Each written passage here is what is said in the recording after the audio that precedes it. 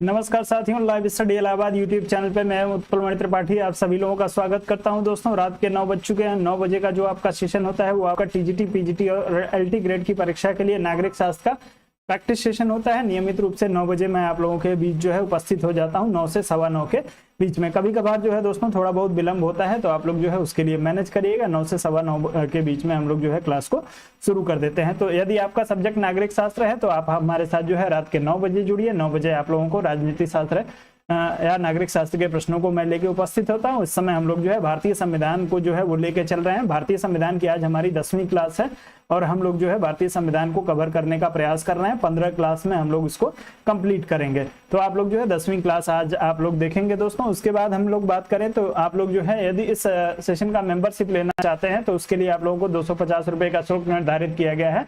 250 रुपए का भुगतान करके आप लोग जो है इस सेशन का मेंबरशिप ले लें। आपको जो है इसमें आपको नियमित रूप से जो आपको प्रैक्टिस सेशन कराया जाता है उसके सारे प्रश्न जो है आपको भेज दिए जाएंगे आपके व्हाट्सएप पे। और उसके लिए जो है आपको दिया जो है फोन पे, गूगल पे या भीम के माध्यम से जो है इस नंबर पे 7007701847 इस नंबर पे आप लोग जो है 250 रुपए का भुगतान कर देंगे और उसका स्क्रीनशॉट लेके आप लोग मुझे इसी नंबर के व्हाट्सएप पे भेज देंगे। और उसके बाद से आप लोगों को जो है वो नियमित रूप से आपका जो है वो टेस्ट पेपर मिलने लगेगा। साथ में बात करें दोस्तों तो जिन लोगों का सब्जेक्ट जो है वो ज्योग्राफी है वो लोग हमारे साथ सुबह 8 बजे जुड़ेंगे। 8 बजे आप लोगों का जो है नियमित रूप से ज्योग्राफी के प्रश्नों का जो है वो संग्रह लेके उपस्थित होता हूं। तो ज्योग्राफी के लिए आप लोग सुबह 8 बजे जुड़ जाइए। और साथ ही दोस्तों आज जो है कल से जो है आप लोगों को जो है वो राजनीतिक सिद्धांत एवं विचारकों की क्लास जो है वो कल सुबह आपको जो है अर्ली मॉर्निंग नहीं, आपको 10 बजे जो है दोस्तों आपके राजनीतिक सिद्धांत और आपके राजनीतिक विचारक हैं उसकी जो है आपके पूरे जो आपका सिलेबस है राजनीतिक सिद्धांत और राजनीतिक विचारकों का, उसमें दोस्तों सिलेबस जो है बहुत ही कॉम्पैक्ट लिखा हुआ है। सारी चीजें उसमें जो है वो लिखी नहीं हुई हैं। तो उस सिलेबस को जो है पूरा एक्सप्लेन करूंगा, एक एक चीज खोल के मैं आप लोगों को बताने का प्रयास करूंगा कि कौन कौन सी चीज जो है इस सिलेबस में अंडरस्टूड है। तो सारी चीजें आपके लिए जो है वो कल सुबह 10 बजे आपको मिलेंगी। आप सभी से मेरा निवेदन यही रहेगा कि आप सभी लोग जो है वो सुबह 10 बजे जो है वीडियो को जरूर देखिएगा। सभी लोग जुड़ के वीडियो को देखिएगा। सिलेबस जो है यदि आपको समझ में आएगा तो आप लोग एक बार जो है वो मुझे जो है वो जरूर बताइएगा कमेंट के माध्यम से कि आपको जो है वो कैसी लगी वीडियो। तो आप सभी से यदि आप लोग जो है अच्छे से अपने राजनीतिक सिद्धांत को समझना चाहते हैं कि राजनीतिक सिद्धांत में किन किन चीजों को पढ़ना है, किन किन चीजों को छोड़ देना है, राजनीतिक विचारकों में हमें किसको किसको पढ़ना है, तो आपके राजनीतिक सिद्धांत और विचारकों का जो पूरा सिलेबस है जो मैं आप लोगों को कराऊंगा उसको जो है बिंदुवार मैंने जो है मैं उसमें आप लोगों को एक्सप्लेन कर दूंगा। तो आप लोग जो है उस सिलेबस को जरूर देख लीजिएगा। आपके जो है मन में किसी भी तरीके का कंफ्यूजन नहीं होना चाहिए। क्लास जो होगी आपको सुबह 10 बजे मिलेगी। लाइव स्टडी इलाहाबाद जो है यूट्यूब चैनल पे आपको जो है ये आपके सिलेबस की क्लास यूट्यूब चैनल पे मिल जाएगी। कुछ जो है दोस्तों आप सभी के लिए डेमो क्लास 2-3 क्लासेज जो है आप लोगों को यूट्यूब पे मिलेंगी। उसके बाद से हम लोग जो है शिफ्ट हो जाएंगे अपने लाइव स्टडी इलाहाबाद का जो मोबाइल एप्लीकेशन में। तो आप लोग जो है इसमें यदि इंटरेस्टेड हैं तो आप लोग जो है जरूर कल की क्लास तो सभी लोग देख लीजिएगा। सबके लिए बहुत ही महत्वपूर्ण होगा क्योंकि सबको जानना चाहिए कि हमारा जो सिलेबस है उसमें क्या क्या चीजें हैं, किन किन चीजों को हमको पढ़ना है और कौन कौन सी चीजों को छोड़ देना है। तो ये कल की क्लास सबके लिए है, सब लोग देख लीजिएगा, सबको जो है उससे फायदा मिलेगा।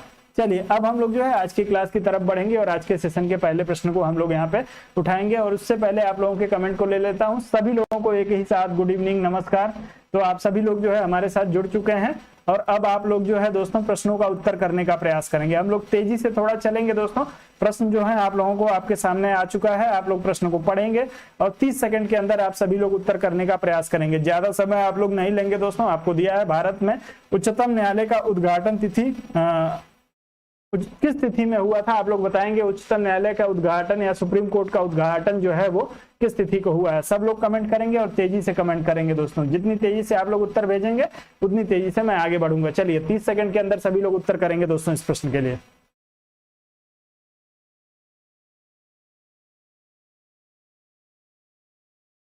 चलिए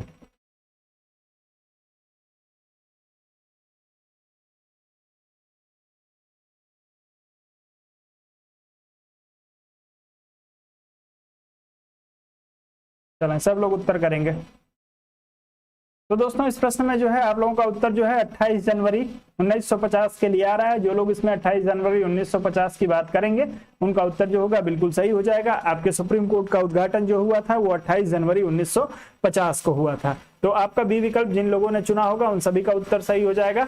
और दोस्तों आप सभी से निवेदन है कि आप लोग वीडियो को लाइक और शेयर करिए, वीडियो को लाइक शेयर करिए, अपने दोस्तों मित्रों तक पहुंचाने का आप लोग प्रयास करिए। आगे बढ़ते हैं दोस्तों और अगले प्रश्न पे चलते हैं। अगला दिया है निम्नलिखित में से कौन सा एक सही नहीं है, आपको बताना है दोस्तों कौन सा इसमें से सही नहीं है, उसका उत्तर चुनना है। सर्वोच्च न्यायालय का गठन 1950 में हुआ था। दूसरा दिया है सर्वोच्च न्यायालय देश की उच्चतम अदालत है जिसमें अपील की जा सकती है। तीसरा आपको दिया है सर्वोच्च न्यायालय कोर्ट मार्शल को छोड़कर अन्य किसी उच्च न्यायालय अदालत अदालतों की सुनवाई कर सकता है। और चौथा आपको दिया है दोस्तों सर्वोच्च न्यायालय कोर्ट मार्शल के साथ अन्य किसी भी उच्च न्यायालय या अदालतों की सुनवाई कर सकता है। आप लोग इस प्रश्न के लिए भी उत्तर करेंगे दोस्तों। समय आपका शुरू हो गया। सभी लोग इस प्रश्न के लिए उत्तर करने का प्रयास करिए आप लोग दोस्तों।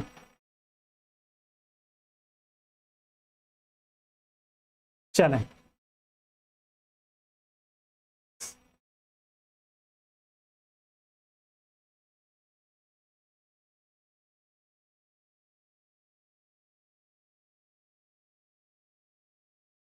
चलें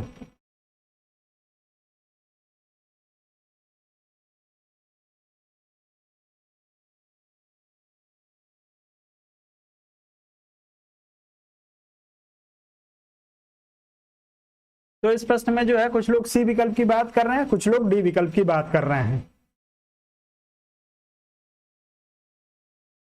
तो आपको दिया है दोस्तों कौन सा जो है आपके सर्वोच्च न्यायालय के बारे में सही है। आप लोग जो इस प्रश्न में डी विकल्प के साथ जाइएगा। डी विकल्प क्यों कह रहा हूं आपको जो है क्लियर करूंगा। आपको दिया है डी विकल्प में सर्वोच्च न्यायालय कोर्ट मार्शल के साथ अन्य किसी भी उच्च न्यायालय अदालतों की सुनवाई कर सकता है। पहले जो है दोस्तों इसमें आपके इसका प्रावधान नहीं था कोर्ट मार्शल के लिए, लेकिन जो है दोस्तों आपके 2007 में दोस्तों जी सशस्त्र सेना जो है न्यायाधिकरण अधिनियम 2007 के तहत जो है आपके सुप्रीम कोर्ट को यह अधिकार दे दिया गया कि जो है ये कोर्ट मार्शल की भी सुनवाई कर सकता है। तो आप लोग जो है कोर्ट मार्शल का अपील जो है सुप्रीम कोर्ट में किया जा सकता है 2007 के बाद से। आप लोग ध्यान रखेंगे 2007 के बाद से जो है कोर्ट मार्शल की सुनवाई हो सकती है। आप लोग ध्यान रखेंगे उसके लिए जो है सशस्त्र सेना न्यायाधिकरण अधिनियम 2007 आया था और उसके बाद से जो है कोर्ट मार्शल की सुनवाई करने का भी अधिकार सुप्रीम कोर्ट को दे दिया गया। कोर्ट मार्शल को भी जो है वो सुप्रीम कोर्ट में फाइल किया जा सकता है। तो आप लोग डी विकल्प के साथ जाएंगे। आप सभी का उत्तर जो होगा इस प्रश्न में डी विकल्प के लिए सही हो जाएगा। ये प्रश्न जब पूछा गया था दोस्तों उस समय जो है आपका सी विकल्प सही था, लेकिन अब जो है ये सी विकल्प नहीं सही होगा। अब आप लोग जो है डी विकल्प के साथ जाएगा क्योंकि जो है सशस्त्र जो है वो सेना अधिकरण अधिनियम 2007 के तहत जो है वो कोर्ट मार्शल की सुनवाई करने का अधिकार सुप्रीम कोर्ट को है। तो आपका उत्तर डी विकल्प के लिए बिल्कुल सही है। आगे बढ़ते हैं अगले प्रश्न पे चलेंगे। अगला दिया है भारत में उच्चतम न्यायालय के न्यायाधीशों की संख्या में वृद्धि करने की शक्ति निम्न किसमें निहित है, आप लोग बताएंगे दोस्तों। कमलेश कुमार शुक्ल जी कह रहे हैं सर सी होगा। सर सी होगा, लेकिन 2007 का जो है वो अधिनियम आपने यदि नहीं पढ़ा है तब सी होगा।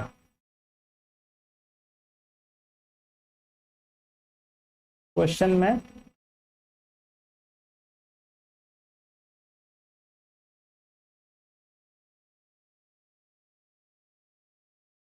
चलिए आप लोग जो है इस प्रश्न पे आ जाइए। उस प्रश्न के बारे में बाद में फिर से एक बार आप लोगों से बात करूंगा।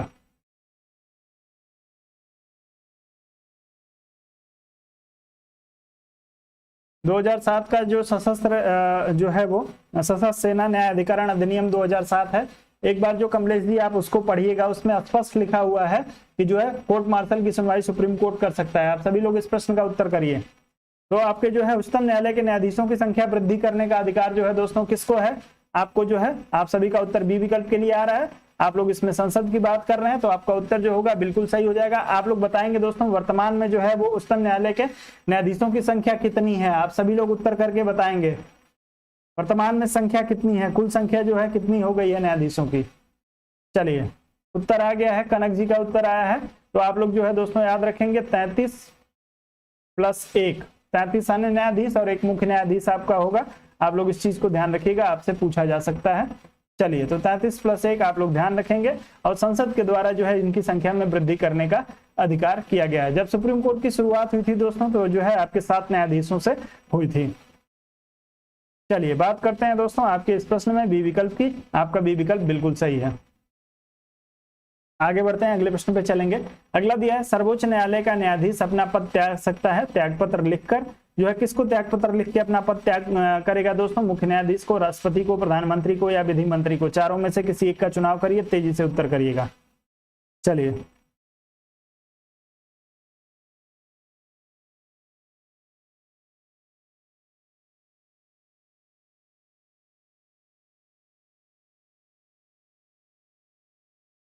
चलें सब लोग उत्तर करेंगे इस प्रश्न के लिए। आर्टिकल सहित बताएंगे दोस्तों। वीडियो को लाइक कर दीजिए। वीडियो को लाइक करने में क्या समस्या है? सब लोग वीडियो लाइक करिए दोस्तों। सभी लोग, आप लोग नियमित रूप से हमारे साथ जुड़े रहते हैं और आप लोगों को भी बार बार कहना पड़ता है। कहां से आप लोग नए लोगों को प्रेरित करते हैं वीडियो को लाइक करने के लिए? आप लोग स्वयं वीडियो को लाइक नहीं करते हैं।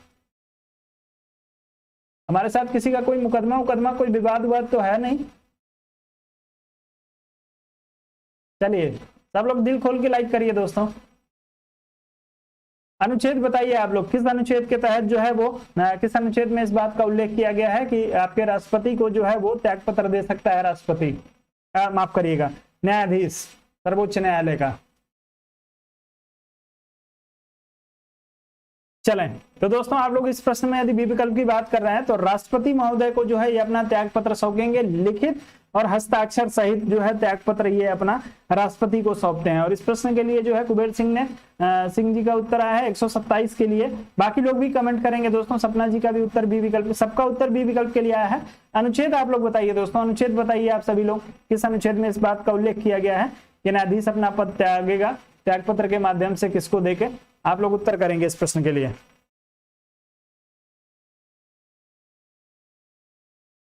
चलिए कोई बात नहीं है, तो आप लोग ध्यान रखिएगा। अनुच्छेद जो है आप लोग पढ़ लीजिएगा 124 2, 124 ये 2 है दोस्तों क। 124 2 क के अनुसार जो है आपके राष्ट्रपति को ये अपना लिखित त्यागपत्र देते हैं हस्ताक्षर सहित। आपका बी विकल्प सही हो जाएगा। अनुच्छेद 124 2 का याद रखिएगा, 127 नहीं है कुबेर जी। आगे बढ़ते हैं, अगले प्रश्न पे चलते हैं। अगला दिया है, उच्चतम न्यायालय के न्यायाधीश किस प्रकार हटाए जा सकते हैं? आप लोगों को बताना है दोस्तों। आपके सुप्रीम कोर्ट के न्यायाधीश को किस प्रकार हटाया जाता है? आप लोगों को विकल्प दिया है, मुख्य न्यायाधीश के इच्छानुसार, राष्ट्रपति द्वारा, सुप्रीम कोर्ट के मुख्य न्यायाधीश के सिफारिश पर, और राष्ट्रपति के द्वारा संसद की सिफारिश पर। चारों में से किसी एक का चुनाव करिए, तेजी से उत्तर करिए। सुप्रीम कोर्ट के जो है मुख्य जो है न्यायाधीश को हटाना है। चलें,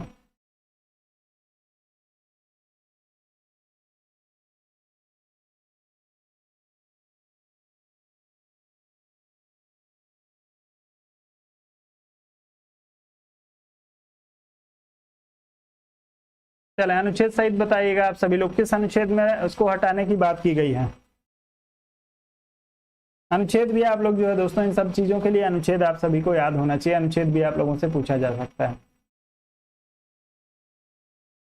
चलिए, तो दोस्तों आप लोग ध्यान रखेंगे कि राष्ट्रपति के द्वारा जो है संसद की सिफारिश पे जो हटाया जा सकता है। संसद के दोनों सदन जो है आपके 2/3 बहुमत से जो है प्रस्ताव पारित करेंगे और उसके बाद से जो है राष्ट्रपति इनको हटा सकता है। इस बात का उल्लेख जो किया गया है दोस्तों आपके आर्टिकल 124 के जो है 4th पार्ट में किया गया है। आप लोग ध्यान रखेंगे 124 में इस बात का उल्लेख किया गया है कि राष्ट्रपति जो है इनको हटा सकता है।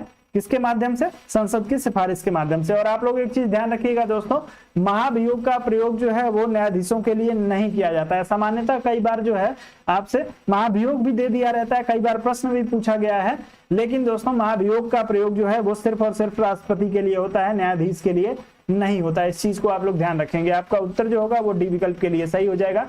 राष्ट्रपति के द्वारा संसद की सिफारिश पे दोनों सदन जो है 2/3 बहुमत से पारित करेंगे। उसके बाद जो होगा इनको हटाया जाएगा 124(4) के अनुसार। आगे बढ़ते हैं और अगले प्रश्न पे चलते हैं दोस्तों।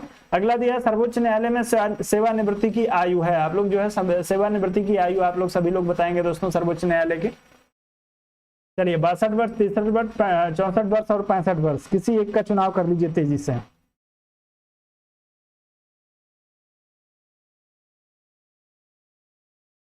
चलें सब लोग उत्तर करेंगे तेजी से।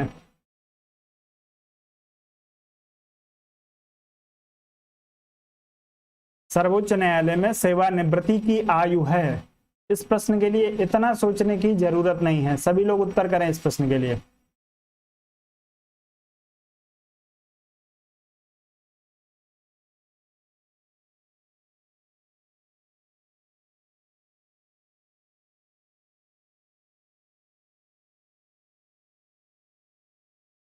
क्या बात है दोस्तों, या तो नेटवर्क की प्रॉब्लम है और नहीं तो यदि आप लोग उत्तर नहीं कर रहे हैं तो ये अच्छी बात नहीं है। चलिए 65 वर्ष जो है आपके सर्वोच्च न्यायालय के न्यायाधीशों की आयु को निर्धारित किया गया है। 65 वर्ष पूरा करने के बाद से जो है ये सेवानिवृत्त होते हैं और जो है आपके ये 65 वर्ष जो है आपके सुप्रीम कोर्ट का है, ध्यान रखिएगा, प्रश्न में सर्वोच्च न्यायालय पूछा है। और उसके बाद से 62 वर्ष जो होती है दोस्तों आपके हाई कोर्ट के न्यायाधीश की आयु होती है। 62 वर्ष की आयु पूरा करने के बाद से जो है हाई कोर्ट का न्यायाधीश आपका रिटायर होगा और 65 वर्ष पूरा करने के बाद से जो है सुप्रीम कोर्ट का न्यायाधीश रिटायर होगा। आप लोग इसको ध्यान रखेंगे। आगे बढ़ते हैं, अगले प्रश्न पे चलेंगे। अगला दिया, उच्चतम न्यायालय के न्यायाधीशों का वेतन निर्धारित किया जाता है किसके द्वारा? जो है राष्ट्रपति के द्वारा, जो है नियुक्त वेतन आयोग द्वारा, विधि आयोग द्वारा, संसद द्वारा या मंत्रिपरिषद द्वारा। कौन जो है वो आपके जो है उच्चतम न्यायालय के न्यायाधीशों का वेतन निर्धारित करता है? सभी लोग उत्तर करेंगे इस प्रश्न के लिए। आज YouTube के सर्वर में कुछ प्रॉब्लम है दोस्तों, क्योंकि चैट जो है वो डिस्कनेक्ट हो जा रहा है। चलिए आप लोग उत्तर करेंगे दोस्तों। उच्चतम न्यायालय के न्यायाधीशों का वेतन निर्धारित किया जाता है किसके द्वारा किया जाता है?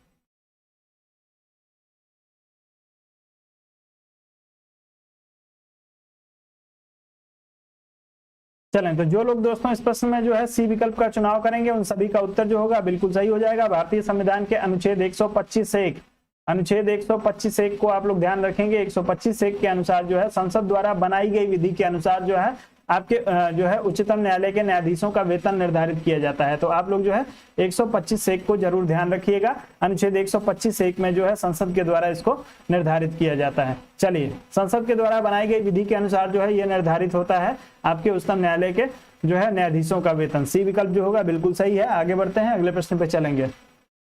चलिए बिल्कुल, आप लोगों का आप कमेंट जो है तेजी से आना जो है वो शुरू हुआ है।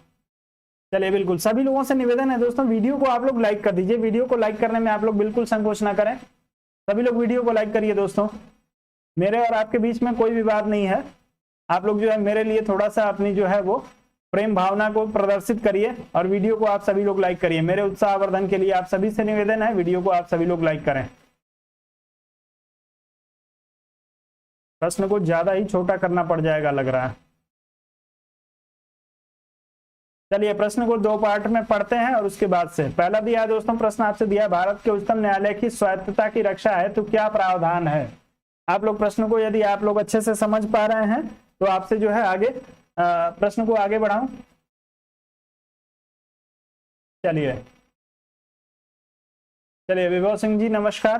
तो दोस्तों भारत के उच्चतम न्यायालय की स्वायत्तता की रक्षा हेतु जो है प्रावधान आप लोगों से पूछा गया है। अब एक एक पॉइंट को हम लोग देखते हुए चलेंगे दोस्तों, आप लोग जो है क्लियर करते हुए चलिएगा। पहला पॉइंट जो आपको दिया है, पहला बिंदु, उच्चतम न्यायालय के न्यायाधीशों की नियुक्ति करते समय भारत के राष्ट्रपति को भारत के मुख्य न्यायाधीश से विचार विमर्श करना पड़ता है। क्या ये सही है या गलत है? आप लोग इसका जो है वो विचार कर लीजिए अपने मन में।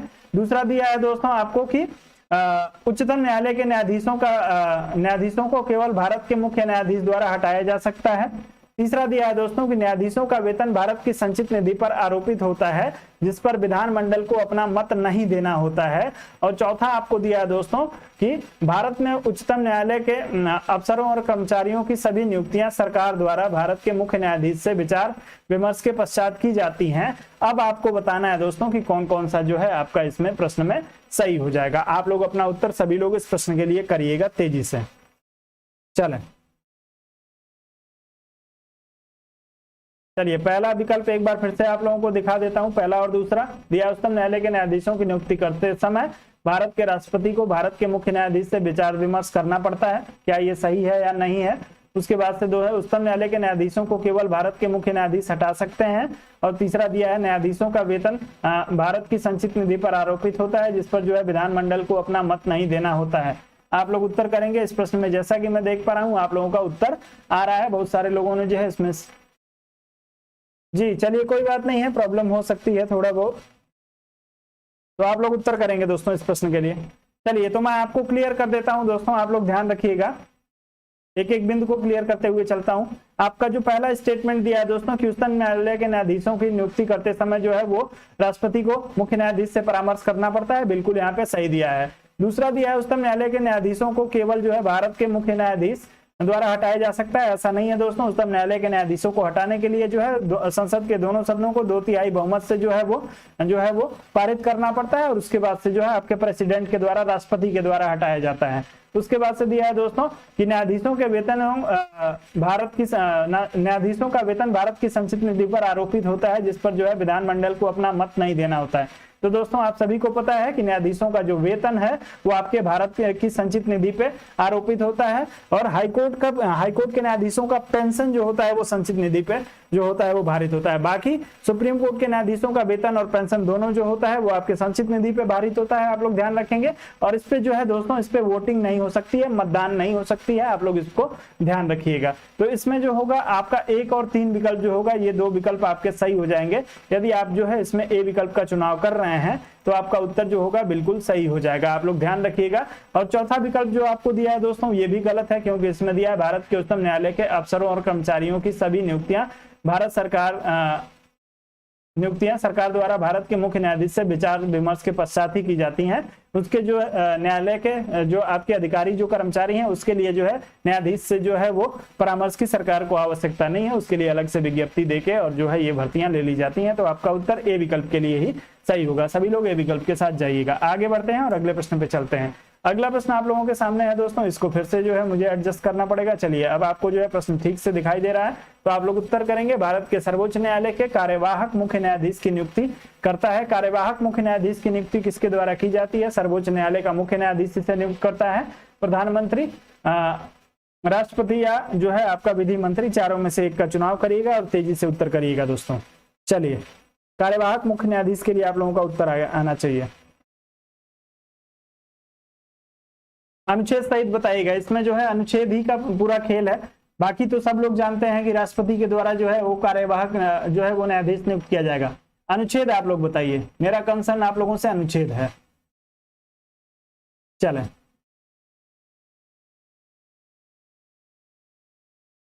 चलिए भाई उत्तर करिए, सभी लोग उत्तर करेंगे दोस्तों।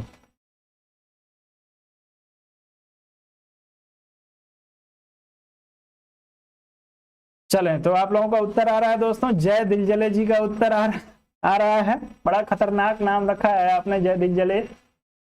चलिए विभव जी का उत्तर आ रहा है। सभी लोग जो है 126 की बात कर रहे हैं। तो आप लोग ध्यान रखिएगा दोस्तों कि आपके राष्ट्रपति के द्वारा जो है वो कार्यवाहक मुख्य न्यायाधीश को जो है नियुक्त किया जाता है आपके अनुच्छेद 126 के तहत। ऐसा कब किया जाता है? या तो जो है आपका मुख्य न्यायाधीश उपलब्ध ना हो या अपनी सेवा देने में समर्थ ना हो, ऐसी इन 2 स्थितियों में जो है दोस्तों आपके राष्ट्रपति के द्वारा अनुच्छेद 126 के शक्तियों का प्रयोग करके मुख्य न्यायाधीश को जो है वो कार्यवाहक मुख्य न्यायाधीश को जो है वो नियुक्त किया जाता है। तो आप सभी का उत्तर जो होगा इस प्रश्न में सी विकल्प के लिए बिल्कुल सही हो जाएगा, जो लोग सी विकल्प की बात कर रहे हैं। आगे बढ़ते हैं, अगले प्रश्न पे चलते हैं। अगला प्रश्न दिया है कि सर्वोच्च न्यायालय के न्यायाधीशों की नियुक्ति की जाती है राष्ट्रपति के द्वारा। आपको बताना है दोस्तों, 4 विकल्प को पढ़ना है। राज्यसभा द्वारा अनुमोदित किए जाने पर, जो है लोकसभा की सलाह पर, प्रधानमंत्री की सलाह पर, जो है सर्वोच्च न्यायालय के मुख्य न्यायाधीश के परामर्श के साथ। आप लोग अपना उत्तर इस प्रश्न के लिए भी करेंगे तेजी से। बेसिक से प्रश्न है दोस्तों। अनुच्छेद, मेरा कंसर्न सिर्फ आपके अनुच्छेद से है, तो इन प्रश्नों में आप लोगों के लिए बच्चों वाला प्रश्न है, आप सभी लोगों के लिए। आप लोग अनुच्छेद बताइएगा।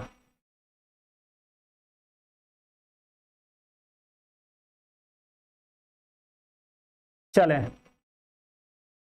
आप लोग उत्तर करिएगा दोस्तों इस प्रश्न के लिए, अनुच्छेद सहित बताएंगे।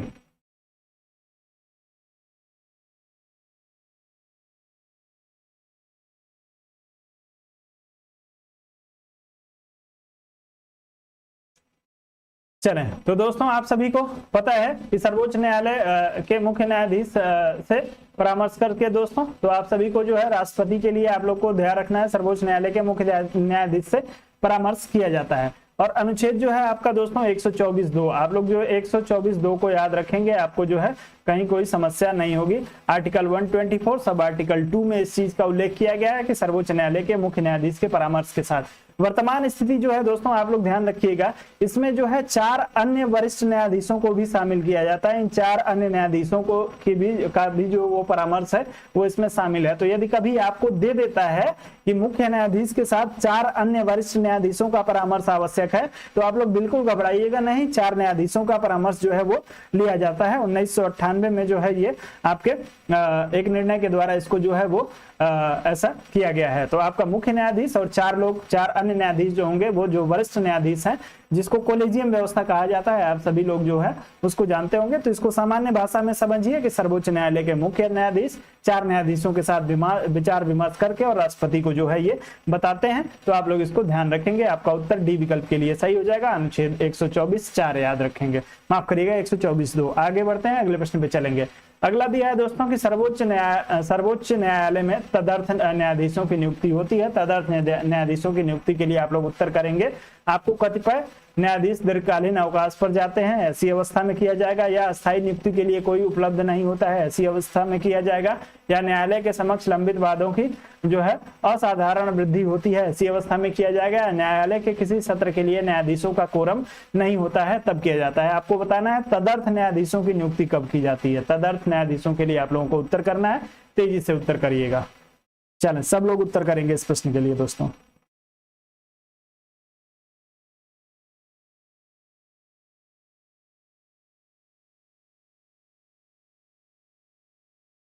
चलें,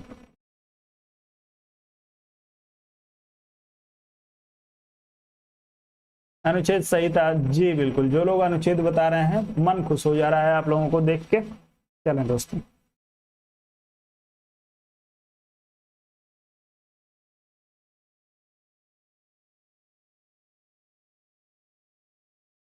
चलें, तो आप इस प्रश्न में डी विकल्प का चुनाव कर रहे हैं, तो आपका उत्तर जो होगा बिल्कुल सही हो जाएगा। यदि किसी सत्र में जो है न्यायाधीशों की जो कोरम है वो पूरा यदि नहीं हो रहा है, जी बिल्कुल, अच्छी बात है प्रमोद जी।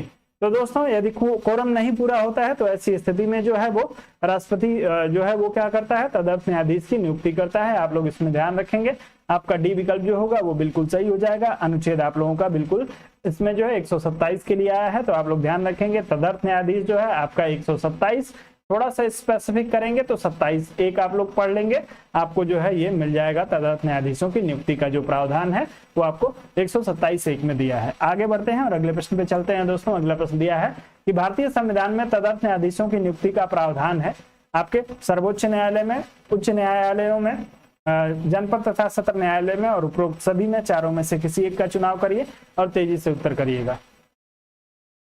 चलिए, सब लोग उत्तर करेंगे।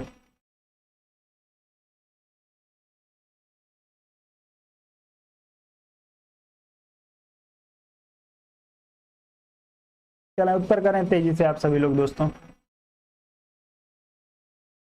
सर्वोच्च न्यायालय, उच्च न्यायालय, जनपद और सत्र न्यायालय, उपरोक्त सभी, 4 विकल्प आपको दिए हैं, चारों में से एक विकल्प का चुनाव करिए।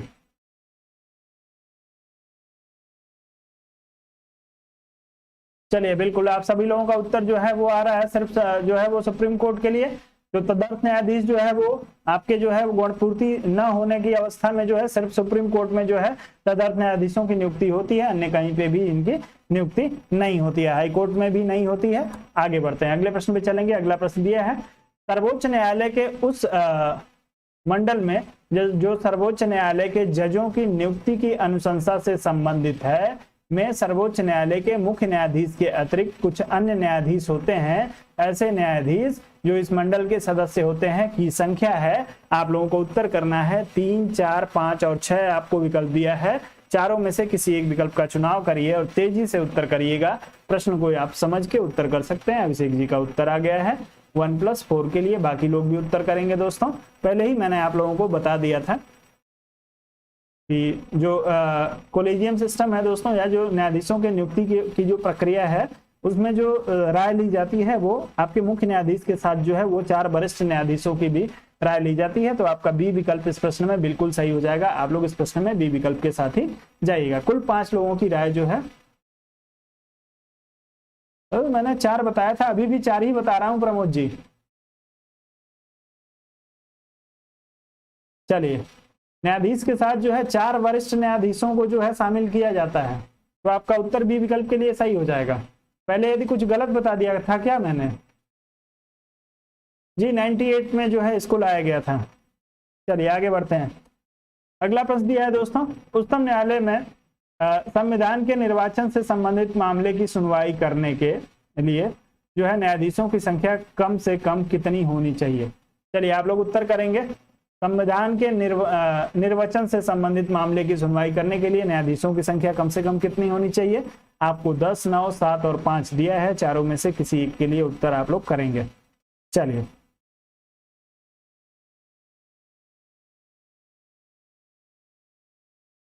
इसे किस नाम से बुलाया जाता है, किस नाम से इसको?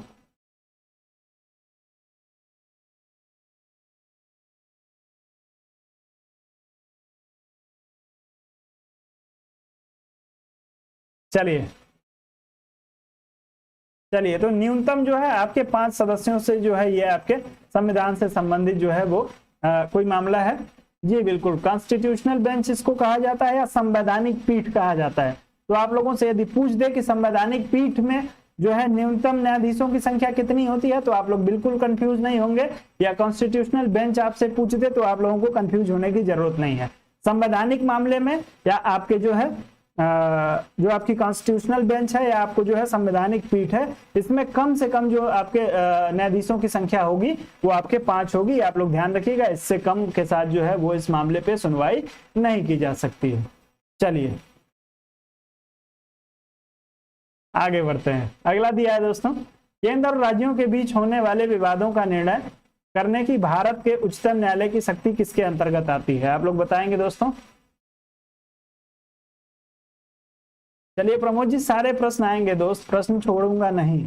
जो आप लोगों से बार बार पूछे जाते हैं उन सबको लेके आऊंगा, तो भागिए मत आगे आगे। चलिए चलें, केंद्र और राज्यों के बीच होने वाले विवादों का निर्णय करने की भारत के उच्चतम न्यायालय की शक्ति किसके अंतर्गत आती है। सभी लोग उत्तर करेंगे इस प्रश्न के लिए।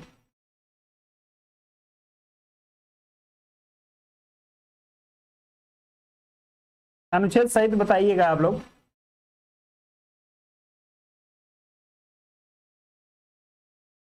और दोस्तों वीडियो को लाइक और शेयर आप लोग अवश्य करिए। आप लोग वीडियो को लाइक शेयर नहीं करते हैं, आप लोग मुझे दुखी कर देते हैं। चलिए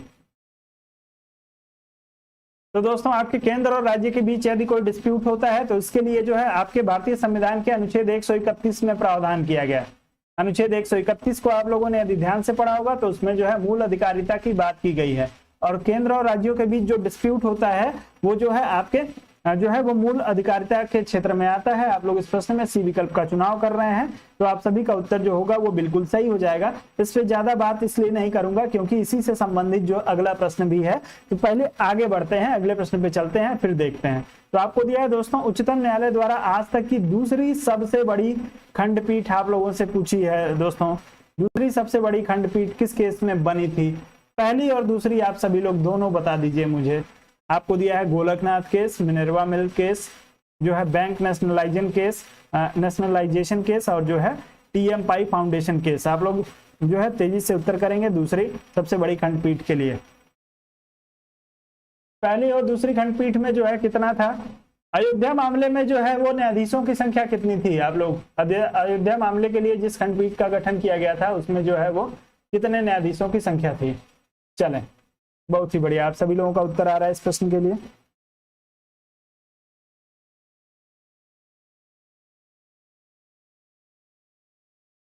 चलें, तो जो है इस प्रश्न के लिए आप लोगों का उत्तर जो होगा वो बिल्कुल सही हो जाएगा, ए विकल्प के लिए। गोलकनाथ मामले में जो है दोस्तों, गोलकनाथ मामला जो आया था आपके 1967 में, कब आया था? ईयर याद रखिएगा, 1967 में गोलकनाथ मामला आया था। और इसमें जो है दोस्तों 11 न्यायाधीशों की जो है वो खंडपीठ जो है वो बनी थी। आप लोग ध्यान रखेंगे 11 न्यायाधीशों से जो है वो ये खंडपीठ बनी थी। उसके पहले जो है दोस्तों आपके जो है वो आपने केशवानंद भारती बनाम केरल राज्य पढ़ा होगा। केशवानंद भारती बनाम केरल राज्य 1973 का एक वाद था दोस्तों, जिसमें आपको जो है मूल ढांचे का सिद्धांत दिया गया था। इसमें जो है दोस्तों आपके सबसे बड़ी खंडपीठ आज तक जो है वो 13 न्यायाधीशों वाली आज तक केशवानंद भारती 1973 में बनी है। और उसके बाद से जो है गोलकनाथ केस में जो है 11 न्यायाधीशों की दूसरी खंडपीठ बनी है, तो आप लोग इसको ध्यान रखेंगे। बिल्कुल, अयोध्या मामले जो है वो 5 न्यायाधीशों की खंडपीठ बनाई गई थी, तो आप लोग ध्यान रखेंगे। क्योंकि अयोध्या मामला चूंकि नया मामला है तो हो सकता है आपसे प्रश्न पूछ लिया जाए, और चूंकि जो हम लोग उस पे खंडपीठ पे चल रहे हैं तो आपका जो उस पे एक बार जिक्र कर लेना जो है आवश्यक होता है। आगे बढ़ते हैं, अगले प्रश्न पे चलेंगे। अगला दिया है, निम्नलिखित में से किस वाद में भारतीय संविधान के मूल ढांचे की अवधारणा प्रतिपादित की गई थी? आप सभी लोगों के लिए बच्चों वाला प्रश्न है, सब लोग उत्तर करेंगे। चलिए प्रदीप जी, कोई बात नहीं है, चलिए चलें, सब लोग उत्तर करेंगे इस प्रश्न के लिए।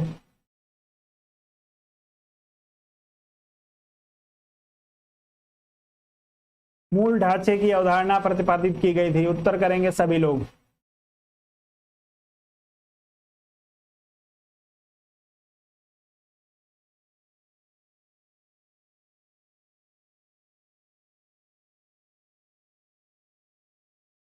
चलें, तो आप लोग इसमें जो है डी विकल्प का चुनाव करिएगा। इसमें से किसी भी वाद में जो है वो मूल ढांचे की अवधारणा नहीं की थी। आपके जो है केशवानंद भारती बनाम केरल राज्य, केशवानंद भारती बनाम केरल राज्य आपके 1973 में जो है दोस्तों 1973 में जो है मूल ढांचे का सिद्धांत जो है वो प्रतिपादित किया गया था सुप्रीम कोर्ट के साथ। तो आप लोग जो है इसमें डी विकल्प का चुनाव करेंगे, आपका उत्तर जो होगा बिल्कुल सही हो जाएगा डी विकल्प के लिए। आगे बढ़ते हैं, अगले प्रश्न पे चलेंगे, इसमें कुछ था नहीं।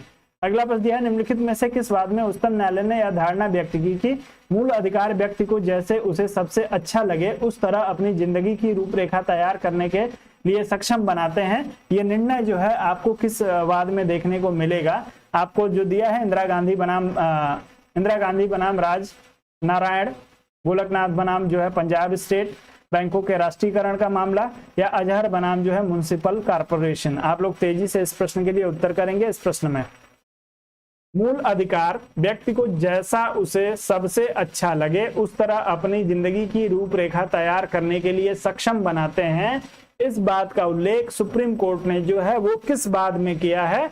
आप लोग अपना उत्तर करेंगे इस प्रश्न के लिए। चलें,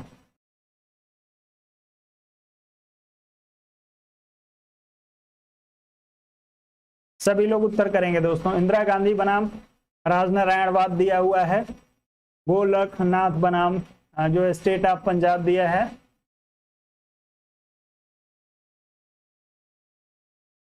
चलें,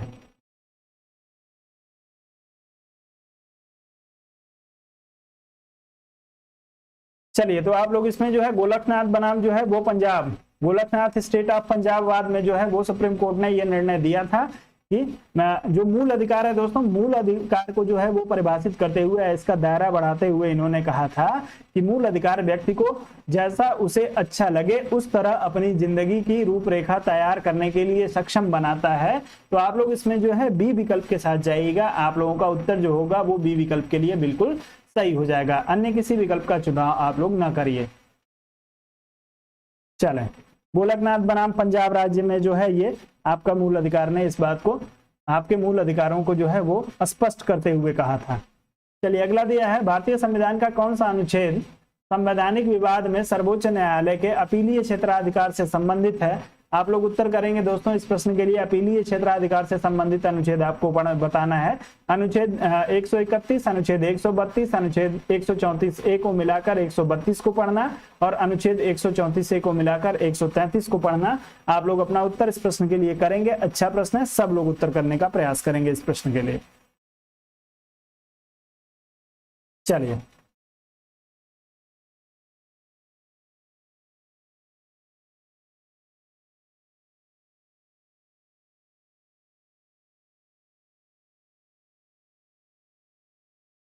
चलें, सब लोग उत्तर करें इस प्रश्न के लिए।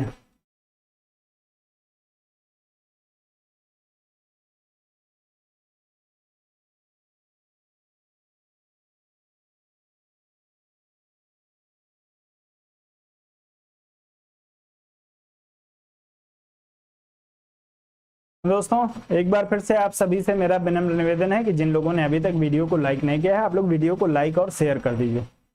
मेरे साथ कोई यदि आपका विवाद ना हो, कोई हमसे पर्सनल खुन्नस ना हो, तो आप लोग जरूर वीडियो को लाइक करिए, वीडियो को शेयर करिए। चलिए, तो इस प्रश्न में आप लोग सी विकल्प का चुनाव करें। 134A और अनुच्छेद 132 को मिलाकर पढ़ने पे जो है आपके सर्वोच्च न्यायालय के अपीलीय क्षेत्राधिकार का जो है वो वर्णन होता है। तो आप लोग इस प्रश्न में सी विकल्प के साथ जाएंगे, उत्तर आपका जो होगा वो बिल्कुल सही हो जाएगा। चलिए, 134A की यदि हम लोग बात करेंगे दोस्तों, तो 134A जो है उच्चतम न्यायालय के अपील के लिए प्रमाण पत्र का उल्लेख करता है।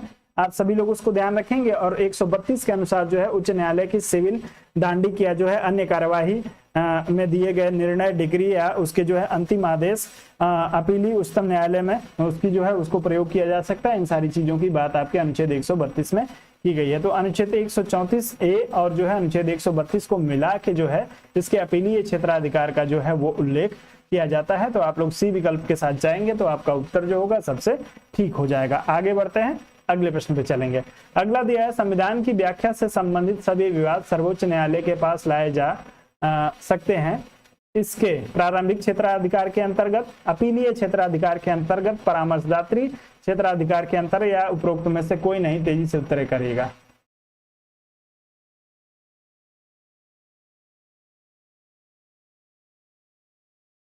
तो मुझे नहीं समझ में आता है ना आनंद जी की, तब फिर वीडियो को लाइक और शेयर आप लोग क्यों नहीं करते हैं? चलिए, कभी विवाद नहीं हो सकता है दोस्तों, कोई विवाद का औचित्य नहीं है। 4 दिन की जिंदगी है, जितना जो है एक दूसरे से इंसान मिलजुल के और एक दूसरे को जो है सपोर्ट कर सकता हो, एक दूसरे को जो है वो प्यार दे सकता हो, उसके अलावा जीवन में कुछ है नहीं। जीवन दोस्तों, जीवन का एनालिसिस जब एक दिन आप लोग करने बैठेंगे तो आपको सबको ये लगेगा कि मैंने अपने जीवन में जो है वो कोई भी अच्छा काम नहीं किया।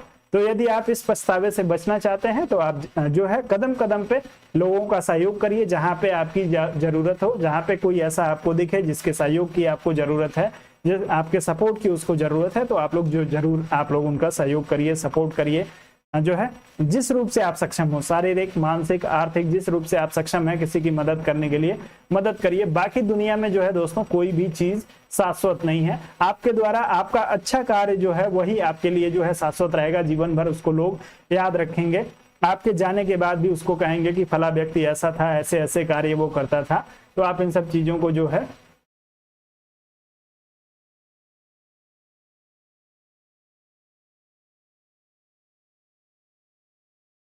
चलिए, नहीं आप लोग जो है 2 बार लाइक ना किया करिए, कई बार लाइक करिए आप सभी लोग।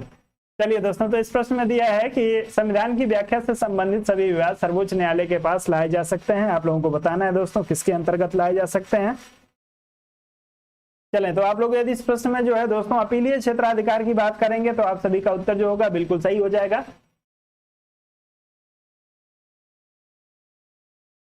चलें, तो आप लोग इस प्रश्न में बी विकल्प के साथ जाइएगा, आपका उत्तर जो होगा बिल्कुल सही हो जाएगा।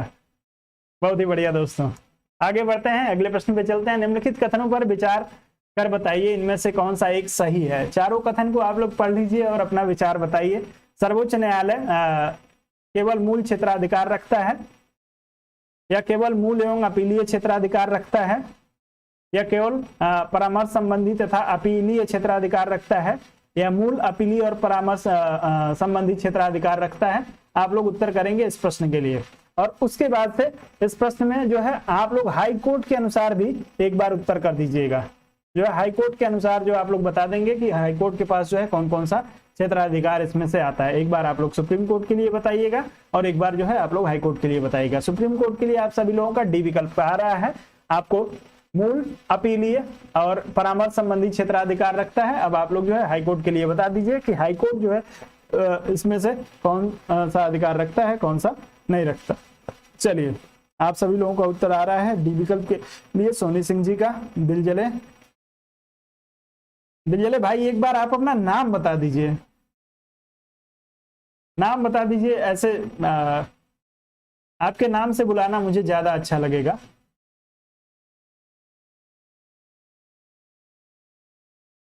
चलिए दोस्तों, दिल जल नहीं सकता है वो। चलिए, ज्यादा बात नहीं करूंगा इस पे, अभी हम लोगों को टॉपिक पे रहना है हाई कोर्ट के लिए। चलिए,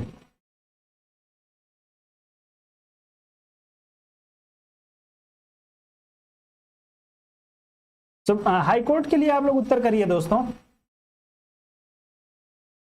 सभी लोग उत्तर करिए।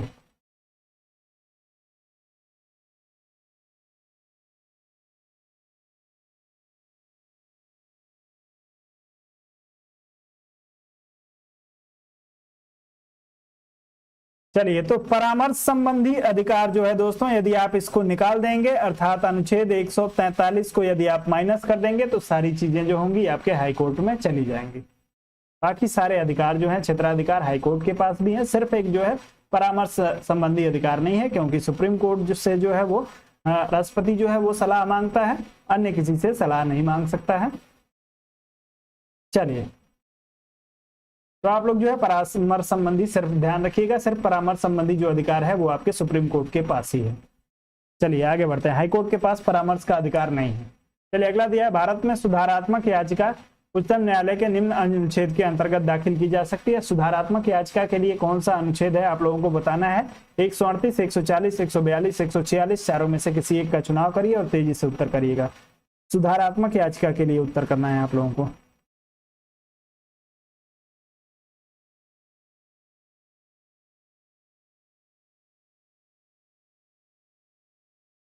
चलें,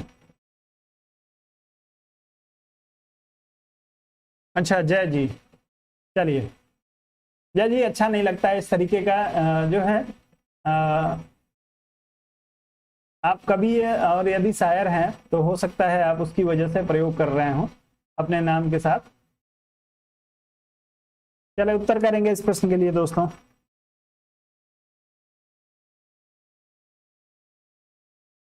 भारत में सुधारात्मक याचिका आप लोगों को पूछा गया दोस्तों उच्चतम न्यायालय के किस अनुच्छेद के तहत। चलिए, तो आप लोग ध्यान रखिएगा दोस्तों, सुधारात्मक याचिका जो है 142 के तहत जो है वो दायर की जाती है। इसके लिए जो है दोस्तों सुधारात्मक याचिका को स्पष्ट किया था आपके जो है वो सुप्रीम कोर्ट ने एक वाद में। बड़ा ही मजेदार वाद है दोस्तों, ये एक वाद आया था आप लोगों का जो है कब आया था, आपके 2002 में संभवतः आया था, 2002 या 2004 के आसपास, जिसको हम लोग जो है जानते हैं आपके रूपा अशोक हुर्रा, नाम याद रखेंगे, रूपा अशोक आपके जो है हुर्रा बनाम अशोक हुर्रा।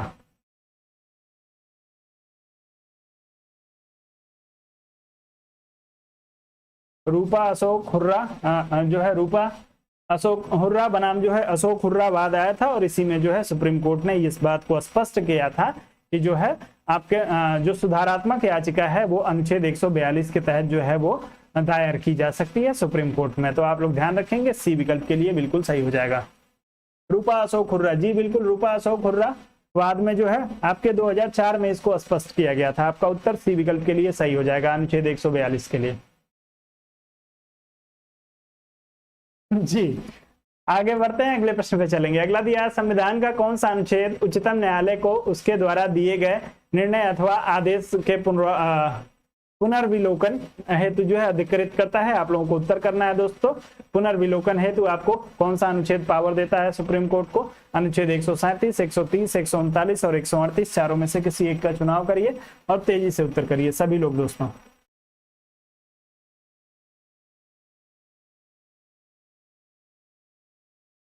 चलें तेजी से उत्तर करेंगे।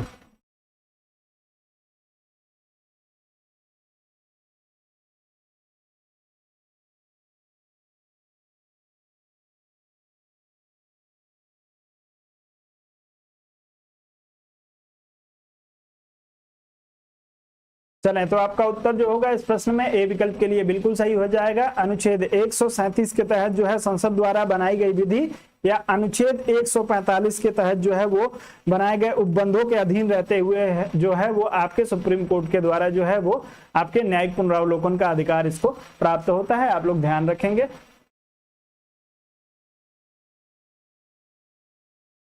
चलें, आप लोग इस प्रश्न में जाएंगे दोस्तों, तो आप लोगों को जो है ए विकल्प के साथ आपका उत्तर जो होगा बिल्कुल सही हो जाएगा। रमाशंकर जी, पीडीएफ जो है 125 नंबर के पहले की उपलब्ध नहीं है। 125 के पहले की पीडीएफ आप लोगों को उपलब्ध नहीं करा पाऊंगा, लेकिन अभी जो है आप लोगों के पास फिर से समय है। यदि आप लोग पीडीएफ लेना चाहते हैं तो अभी जो पुराना जो मैंने आप लोगों को करवा रखा है दोस्तों, उसको फिर से कराऊंगा शुरू से। अब इसके बाद से जो है हम लोग एक बार फिर से चलेंगे, टॉपिक वाइज आप लोगों को लेके चलूंगा, फिर जो है कई तरीके से आपको लेके चलूंगा, फिर से उन सारे प्रश्नों पे एक बार बात करूंगा। तो आप लोग विलंब ना करिए, बहुत सारे लोग जो है विलंब कर रहे हैं। आप लोग जितना जल्दी ले लेंगे उतना जल्दी होगा, आप लोग के लिए जो होगा उतना बढ़िया होगा। तो आप लोग अनुच्छेद जो है ए विकल्प के साथ जाइएगा, उत्तर आपका सही है। आगे बढ़ते हैं, अगले प्रश्न पे चलेंगे। अगला प्रश्न दिया है दोस्तों, उच्चतम न्यायालय द्वारा सुनाए गए निर्णय या दिए गए आदेश के पुनरावलोकन के बारे में निम्नलिखित में से कौन सा कथन सही है। आपको जो है वो अपना न्यायिक पुनरावलोकन के लिए अपना सही कथन चुनना है। इसमें दिया है दोस्तों, भारत के राष्ट्रपति को ऐसे निर्णय या आदेश के पुनरावलोकन का अधिकार प्राप्त है। भारत के राष्ट्रपति को ऐसे निर्णय या आदेश के पुनर्विलोकन का अधिकार प्राप्त है। दूसरा दिया है, उच्चतम न्यायालय को अपने द्वारा सुनाए गए निर्णय या दिए गए आदेश का पुनर्विलोकन करने की शक्ति प्राप्त है। और तीसरा दिया है, मंत्रिमंडल को भारत के राष्ट्रपति की अनुमति से उच्चतम न्यायालय के निर्णय या आदेश के पुनर्विलोकन का अधिकार है। और उच्चतम न्यायालय को अपने निर्णय या आदेश के पुनर्विलोकन का अधिकार है। चारों में से किसी एक का उत्तर आप लोग कर दीजिए। पीडीएफ आप लोगों को जो है वो मिलेगा, आप लोगों को उसके लिए पेमेंट करना पड़ेगा दोस्तों, और आपके व्हाट्सएप पे आप लोगों को मिल जाएगा। चलें,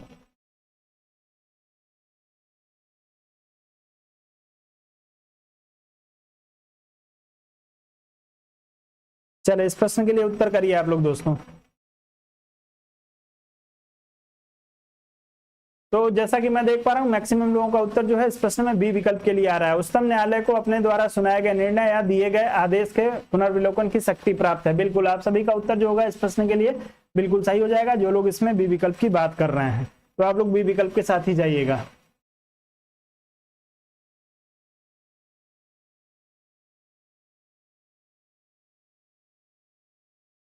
चलिए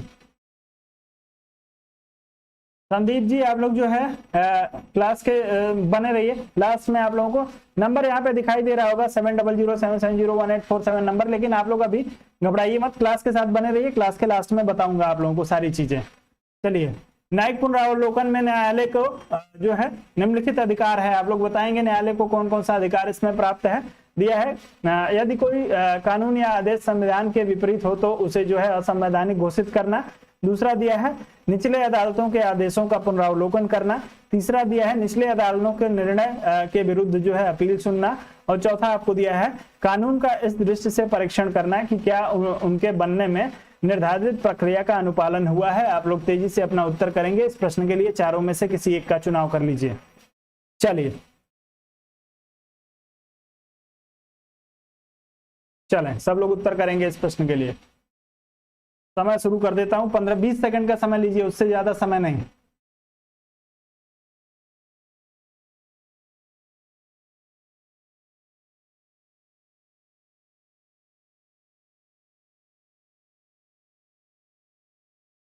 चलें, ए विकल्प, बी विकल्प, डी विकल्प। चलिए, तो आपका समय जो है दोस्तों समाप्त हो चुका है। 20 सेकंड से अधिक समय मैंने आपको दे दिया। यदि हम लोग जो है न्यायिक पुनरावलोकन जुडिशियल रिव्यू की जब हम लोग बात करते हैं दोस्तों, तो इसके अंतर्गत जो है वो कोई भी ऐसा कानून, किसी भी कानून की यदि बात करेंगे दोस्तों, या कोई भी ऐसा आदेश जो संविधान के मूल ढांचे से मेल न खाता हो या संविधान का उल्लंघन करता हो, उन सब में जो है वो न्यायिक पुनरावलोकन का अधिकार जो है वो सुप्रीम कोर्ट के पास है, न्यायालय के पास है। आप लोग इस प्रश्न में ए विकल्प के साथ जाइएगा। आप सभी का उत्तर जो होगा इस प्रश्न में ए विकल्प के लिए सही हो जाएगा। आप लोग इस प्रश्न में जाएंगे। चलिए, राज्य के किसी भी कानून को जो है ये खत्म कर सकता है। इस प्रश्न में ए विकल्प के साथ ही जाएगा। ए विकल्प के अलावा कोई अन्य विकल्प आप लोग नहीं चुनेंगे। आगे बढ़े, अगला प्रश्न दिया है, न्यायिक पुनरावलोकन प्रचलित है। कहां कहां पे प्रचलित है आपको दिया है, केवल भारत में, केवल यूके में, केवल यूएस में, भारत और यूएसए दोनों में। बच्चों वाला प्रश्न है, लेकिन सब लोग उत्तर कर देंगे। 10 सेकंड, मात्र 10 सेकंड।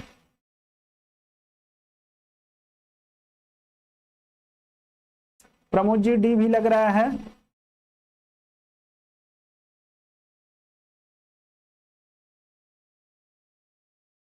इसमें निर्धारित प्रक्रिया के अनुपालन और न अनुपालन करने से कोई मतलब नहीं है दोस्तों। जुडिशियल रिव्यू यदि आपके संविधान से मेल नहीं खाता है तो जो है वो न्यायालय के द्वारा उसे जो है अवैध घोषित कर दिया जाएगा। चले आप लोग बताएंगे दोस्तों, न्यायिक पुनरावलोकन प्रचलित है, कहाँ कहाँ पे प्रचलित है, आप लोग उत्तर करेंगे इस प्रश्न के लिए। चलिए तो दोस्तों ये प्रश्न जो है कई बार आप लोगों से पूछा जा चुका है, कई बार बता चुका हूं, कई बार करा चुका हूं। भारत और यूएसए जो है सबसे पहले जो है वो जुडिशियल रिव्यू का कॉन्सेप्ट जो है आपके यूएसए में आया था, वहीं से हम लोगों ने भी अडॉप्ट किया है। आपके दो देशों में जो है ये आपको इस समय देखने को मिलेगा। आपके न्यायिक पुनरावलोकन की शक्ति ये प्रचलित है, बाकी यूके में नहीं है, आपके जो है वो अकेले भारत में भी नहीं है और अकेले यूएस में नहीं, दोनों को आप लोग मिला के चलेंगे। जी अमेरिका से ही जो है वो लिया गया है। आगे बढ़ते हैं, अगले प्रश्न पे चलेंगे। अगला दिया है, कोई भी संविधान संशोधन कानून भारतीय सर्वोच्च न्यायालय द्वारा असंवैधानिक घोषित किया जा सकता है यदि वह, आपको जो है वो संविधान संशोधन जो है कानून कब जो है वो असंवैधानिक घोषित किया जा सकता है, आप लोग उत्तर करेंगे। वर्तमान द्विस्तरीय संघीय व्यवस्था के स्थान पर तीन स्तरीय व्यवस्था स्थापित करता हो, क्या है? विधि के समक्ष समानता के अधिकार को भाग 3 से हटाकर संविधान में अन्यत्र कहीं रखता है, या आपके जो है कार्यकारिणी की संसदीय व्यवस्था के स्थान पर अध्यक्षात्मक व्यवस्था रखता है, या जो है सर्वोच्च न्यायालय के भार को कम करने हेतु संघीय अपीली न्यायालय स्थापित करता हो। ऐसा किसी जो है आप लोग एक बार, जी बिल्कुल, मेडिसन बनाम जो है मरबरी राज्यवाद में जो है वो आपके जुडिशियल रिव्यू का सिद्धांत आया था। संदीप जी बिल्कुल, बहुत बहुत धन्यवाद, बहुत बढ़िया। चलिए उत्तर करेंगे आप लोग, कोई भी संविधान संशोधन जो है वो असंवैधानिक घोषित कब किया जाएगा, आप लोग उत्तर करेंगे इस प्रश्न के लिए। महत्वपूर्ण प्रश्न है, सब लोग उत्तर करें इस प्रश्न के लिए दोस्तों।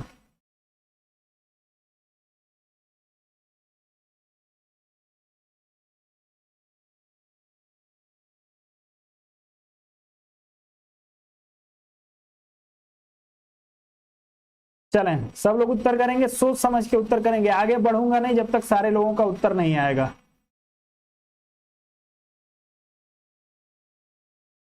चलें सब लोग आ जाइए। बहुत ही अच्छा प्रश्न है दोस्तों, बहुत ही प्यारा प्रश्न है।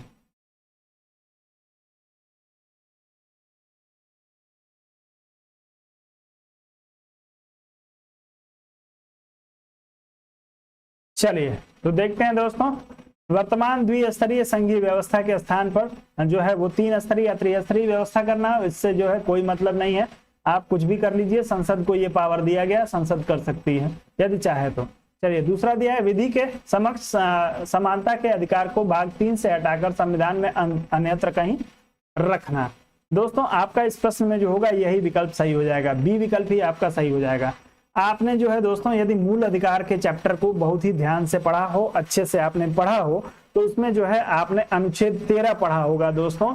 अनुच्छेद 13 का सेकंड पार्ट जो है स्पष्ट रूप से कहता है दोस्तों कि राज्य कोई ऐसी विधि नहीं बना सकता है जो है इस भाग में उल्लेखित किसी भी जो है अधिकार को कम करता हो या जो है उसमें किसी भी तरह की क्षति पहुंचाता हो, ऐसी कोई भी विधि बनाने का अधिकार राज्य को नहीं है। यदि ऐसा कोई भी कानून या नियम बनाया जाता है तो उसको जो है वो अवैध घोषित किया जाएगा। तो आप लोग इस प्रश्न में बी विकल्प के साथ जाएंगे, उत्तर आपका जो होगा बिल्कुल सही हो जाएगा। अनुच्छेद 13 के आधार पर आपको स्पष्ट किया गया है कि आपका समानता का अधिकार जो है वो आपका मूल अधिकार है और इसको जो है वो दोस्तों किसी भी स्थिति में मूल अधिकार को आपके कम नहीं किया जा सकता है, आप लोग ध्यान रखेंगे। चलिए आगे बढ़ते हैं। अगला दिया है दोस्तों, भारतीय संविधान में न्यायिक पुनरावलोकन का आधार है, आप लोग उत्तर करेंगे। प्रदीप जी सेशन के बाद बात करते हैं। चलिए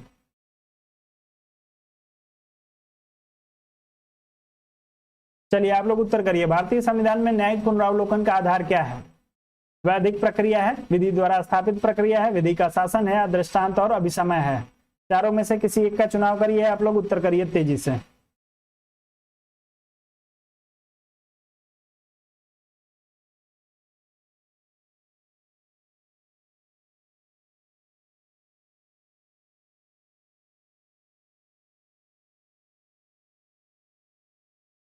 चलें सब लोग उत्तर करें।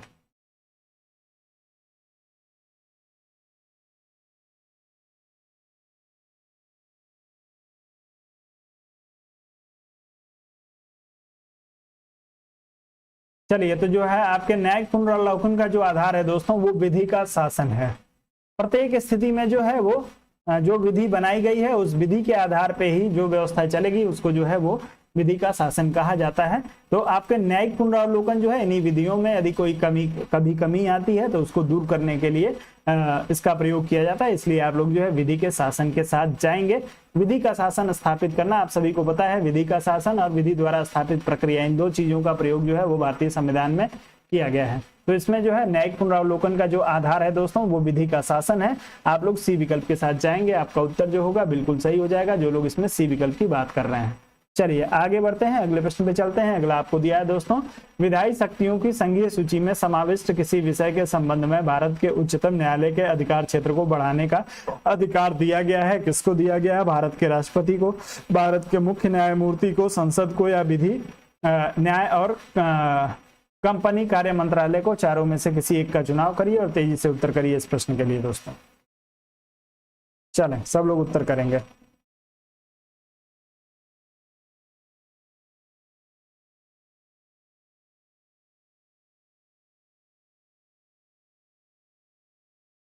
चलें, सब लोग उत्तर करें तेजी से।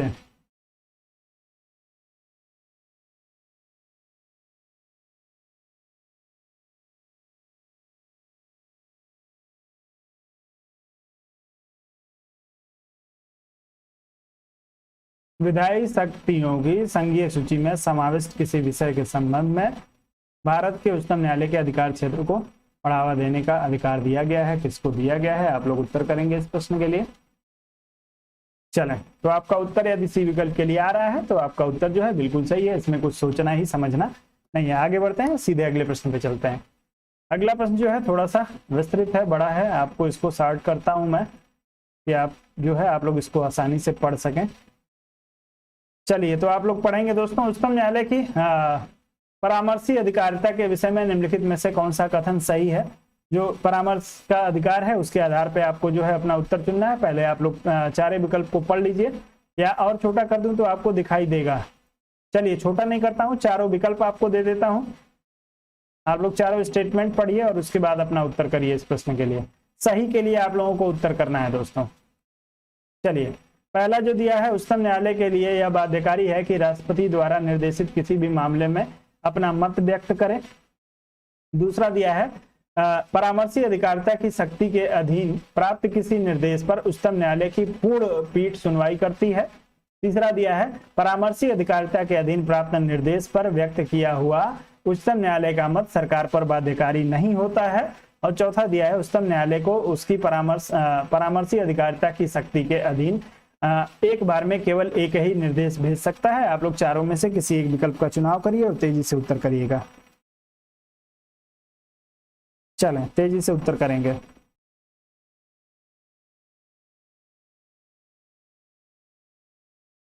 चलें, आप लोगों का उत्तर जो है तेजी से आ रहा है इस प्रश्न में। सी विकल्प के लिए आप लोग बात कर रहे हैं। चलिए, तो आपको दिया दोस्तों, पहला दिया है कि उच्चतम न्यायालय के लिए बाध्यकारी है। उच्चतम न्यायालय के लिए बाध्यकारी के राष्ट्रपति द्वारा निर्देशित किसी मामले पर अपना मत व्यक्त करे। ऐसा नहीं है दोस्तों। सुप्रीम कोर्ट चाहे तो वो राष्ट्रपति यदि सलाह मांगता है, अनुच्छेद 143 के तहत जो है आप सभी को पता है कि परामर्श का अधिकार है 143 में। तो यदि राष्ट्रपति इसमें से कोई सलाह मांगता है तो वो चाहे तो सलाह दे भी सकता है और नहीं भी दे सकता है, दोनों जो है उसको अधिकार प्राप्त है।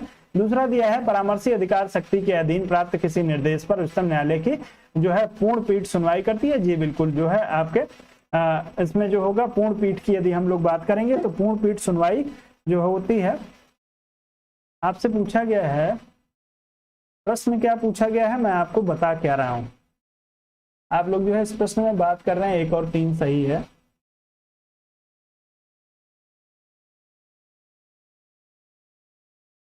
चलिए, आप लोग जो है दोस्तों, चलिए कोई बात नहीं है, बात करते हैं दोस्तों। तो इसमें जो है आपका मैंने आपको बता दिया है, ये सही नहीं है, जो है बाध्यकारी नहीं है ये। दूसरा जो दिया है दोस्तों, परामर्शी अधिकारिता शक्ति के अधीन जो है किसी निर्देश पर उच्चतम न्यायालय की पूर्ण पीठ सुनवाई करती है, जो है ये आपका बिल्कुल सही दिया हुआ है। और तीसरा दिया है दोस्तों कि परामर्शी अधिकारिता के अधीन प्राप्त निर्देश पर व्यक्त किया हुआ उच्चतम न्यायालय का मत जो है सरकार पर बाध्यकारी नहीं होता है। दोनों एक दूसरे से स्वतंत्र है दोस्तों। सलाह मांगने पे ये सलाह को स्वीकार भी कर सकते हैं और जो है वो सलाह को मानने से इनकार भी कर सकते हैं। तो आप लोग जो है ए और जो आपका 2 और 3 है आपको सही दिया हुआ है, और विकल्प में सिर्फ 2 विकल्पों का समूह आपको दिया है। तो आप लोग जो 2 3 जहां पे भी दिया हो आप लोग 3 जो है सी विकल्प का चुनाव कर लीजिए। आप सभी का उत्तर इस प्रश्न में सही हो जाएगा। आप लोग जो है सी विकल्प का चुनाव करिएगा। बाध्यकारी किसी के लिए नहीं है दोस्तों, इस चीज को ध्यान रखेंगे। और जो है परामर्श अधिकारिता शक्ति के अधीन जो है प्राप्त किसी निर्देश पर उच्चतम न्यायालय की पूर्ण पीठ जो है वो सुनवाई करती है। तो आप लोग इसको भी ध्यान रखेंगे, ये भी आपका सही हो जाएगा। तो 2 और 3 आपका सही होगा, 2 और 3 के आधार पर आपका सी विकल्प सही हो जाएगा। आगे बढ़ते हैं, अगले प्रश्न पे चलते हैं। अगला दिया है निम्नलिखित कथनों पर विचार करिए। कथन दिया है दोस्तों आपको, भारत का उच्चतम न्यायालय भारत के राष्ट्रपति को विधि अथवा तथ्यों के सलाह पर सलाह देता है। आपको बताना है दोस्तों स्वप्रेरणा पर, यदि वो ऐसी सलाह मांगता है, यदि केवल यदि विषय नागरिक के मूल अधिकार से संबंधित है। किस अवस्था में जो है वो राष्ट्रपति को विधि और तथ्यों पर जो है वो सलाह सुप्रीम कोर्ट देता है। आप लोग इस आधार पे अपना चुनाव करिए। इस प्रश्न में से तेजी से किसी एक विकल्प का चुनाव करिएगा।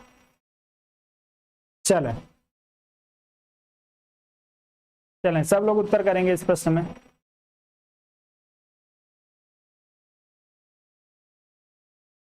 मोहित जी नाराज हैं क्या आज आप हमसे? चलें सब लोग उत्तर करें इस प्रश्न के लिए। अभिषेक जी का उत्तर आ रहा है इस प्रश्न के लिए, संदीप जी, सुरेंद्र जी, सुरभि जी, सभी लोगों का उत्तर आ रहा है।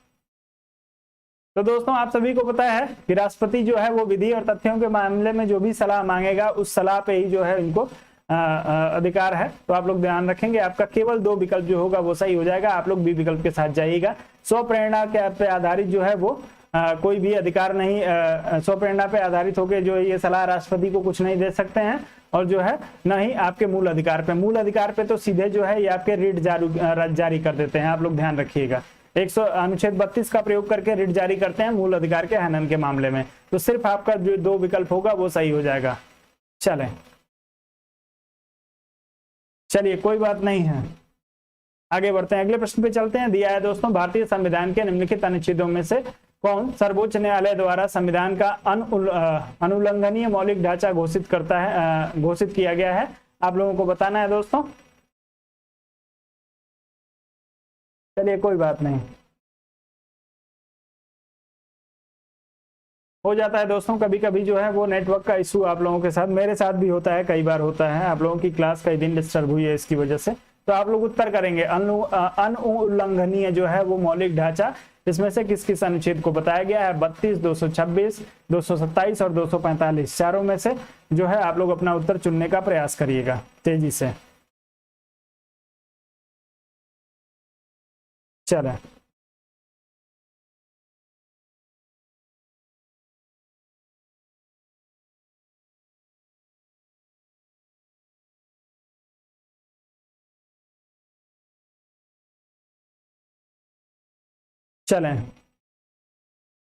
अब जितने सारे दोस्त जो है 245 की बात कर रहे हैं, आप लोग अनुच्छेद 245 एक बार हमको बता ही दीजिए कि अनुच्छेद 245 क्या है। सब लोग बताएंगे दोस्तों, और वीडियो को लाइक और शेयर अवश्य करिए। आप सभी से निवेदन है कि यदि अभी तक आपने वीडियो लाइक और शेयर यदि आपने लाइक और शेयर नहीं किया है, और यदि मेरे साथ कोई आपका मुकदमा नहीं है, कोई विवाद नहीं है, तो आप लोग जरूर वीडियो को लाइक और शेयर कर दीजिए। आपका पैसा भी नहीं कटेगा, किसी का पैसा नहीं कटा है। जितने सारे लोगों ने लाइक और शेयर किया है उनमें से किसी का पैसा नहीं कटा है, तो आप लोगों का भी नहीं कटेगा। जिन लोगों ने नहीं किया है आप लोग करिए, दिल खोल के थोड़ा आप लोग करिए। चलिए, जितने लोग डी विकल्प की बात कर रहे थे मुझे आप लोग बताएंगे अनुच्छेद 245 क्या है। चलिए, तो इस प्रश्न में जो होगा दोस्तों आपका अनुच्छेद 32, अनुच्छेद 226 और अनुच्छेद 227 ये जो होगा आपके अनुल्लंघनीय होगा। आपका जो है वो ये मौलिक ढांचे के अंतर्गत आता है।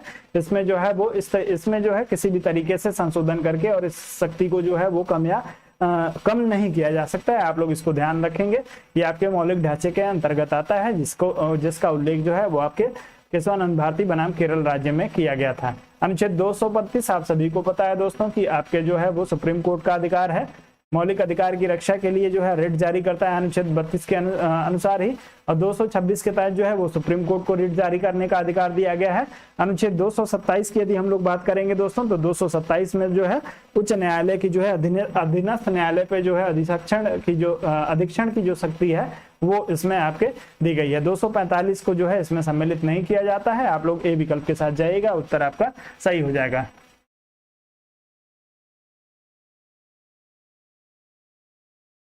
जी, तो चलिए आप लोग इस प्रश्न में ए विकल्प की बात करें, आगे बढ़ते हैं। अगले चलेंगे, सर्वोच्च न्यायालय के न्यायाधीश नियुक्त होने के लिए व्यक्ति कम से कम कितने वर्ष उच्च न्यायालय का एडवोकेट होना चाहिए, आप लोगों को बताएंगे दोस्तों। चलिए आप लोग उत्तर करेंगे। सुप्रीम कोर्ट का न्यायाधीश बनने के लिए आपके हाई कोर्ट में जो है आपको एडवोकेट के रूप में कितने दिन की प्रैक्टिस आवश्यक होती है, आप सभी लोग उत्तर करेंगे इस प्रश्न के लिए। तेजी से उत्तर करेंगे, आसान सा प्रश्न है, सामान्य सा प्रश्न है। चलें,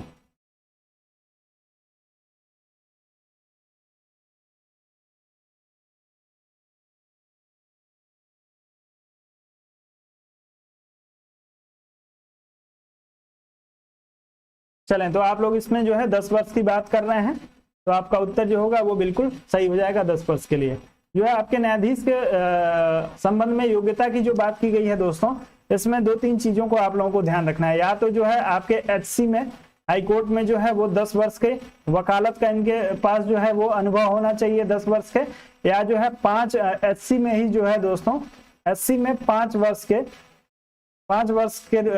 वर्ष का कार्यकाल एक न्यायाधीश के रूप में हो, तब जो है ये न्यायाधीश बन सकते हैं। या आपके प्रेसिडेंट को लगता हो कि ये जो है वो विधि के अच्छे जानकार हैं, अच्छे विधिवेत्ता हैं, तो राष्ट्रपति। ये 3 ग्राउंड है आपके जो है वो सुप्रीम कोर्ट में न्यायाधीश बनने के लिए। तो आप लोग ध्यान रखिएगा, या तो वकील के रूप में 10 साल, जज के रूप में 5 साल, या राष्ट्रपति की नजर में जो है आप एक प्रख्यात विधिवेत्ता हो, तब भी जो है आपको न्यायाधीश सुप्रीम कोर्ट में बनाया जा सकता है। आप लोग इस प्रश्न में ध्यान रखेंगे, आपका उत्तर जो होगा वो सही हो जाएगा। और भारत की नागरिकता आप सभी के लिए जो है, जी बिल्कुल वही आप लोगों को क्लियर कर रहा था। यदि ये दोनों नहीं है दोस्तों, उसके बाद भी हो सकता है, लेकिन उसके लिए ये है कि राष्ट्रपति आपको रिकमेंड कर दे, राष्ट्रपति ये कह दे कि ये जो है विधि के जो है वो बहुत बड़े ज्ञाता हैं। चलिए आगे बढ़ जाएं।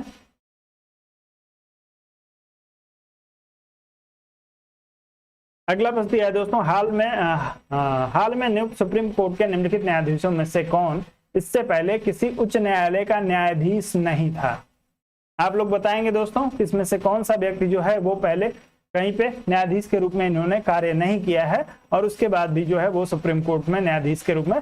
सामान्यतः जो है दोस्तों हाई कोर्ट के न्यायाधीशों को ही जो है उनके सर्विस के अंतिम समय में, जी 245 विधानमंडल के बारे में है, तो उसमें जो है अनुल्लंघनीय कुछ भी नहीं है, आप लोग उसको छोड़ दिए। 226 माफ करिएगा, अनुच्छेद 32, 226 और 227, ये 3 अनुच्छेद याद रखिएगा, जो है वो आपकी केशवानंद भारती मामले से संबंधित है ये। चलिएगा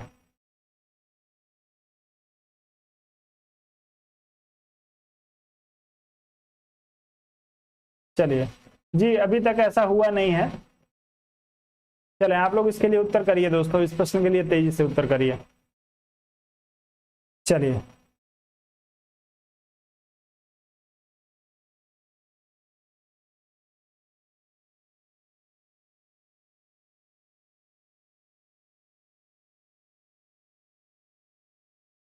चलें, तो इस प्रश्न में जो है एल नागेश्वर की आप लोग बात कर रहे हैं।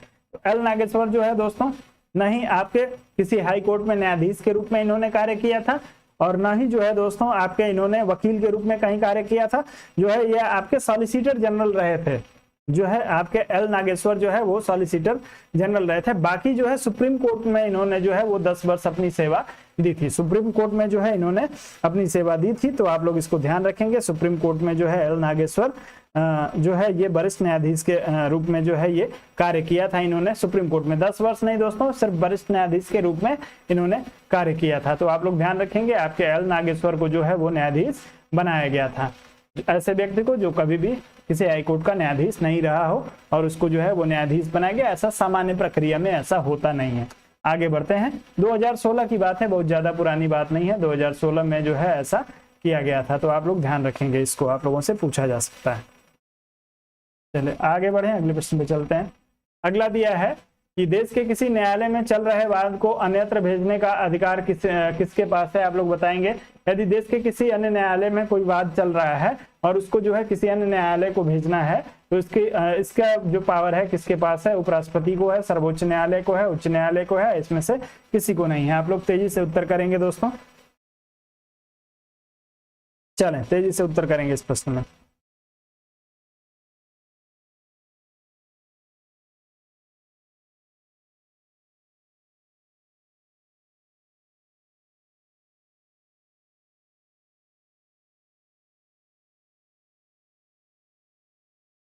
अनुच्छेद सहित आप लोग बताने का प्रयास करिएगा। चलिए आप लोगों का उत्तर तो बिल्कुल बी विकल्प के लिए सही हो जाएगा। अनुच्छेद बता दीजिए किस अनुच्छेद के तहत जो है वो किसी मामले को अन्य किसी न्यायालय में भेज सकता है या अपने पास मंगा सकता है। अनुच्छेद आप लोगों को बताना था दोस्तों इस प्रश्न में। चलिए आप लोग याद रखिएगा 139A। चलिए 139A में जो है ये इस बात को स्पष्ट किया गया है कि सुप्रीम कोर्ट के पास ये पावर है कि यदि देश के किसी भी न्यायालय में कोई बात चल रहा है तो या तो वहां से वो कह देगा कि भाई साहब आप भेज दीजिए फला के पास, या अपने पास ही मंगा लेगा। ये आपके जो है सर्वोच्च न्यायालय को अधिकार जो है 139A के तहत दिया गया है। आगे बढ़ते हैं, अगले प्रश्न पे चलते हैं। आपको दिया निम्नलिखित कथनों पर विचार करिए।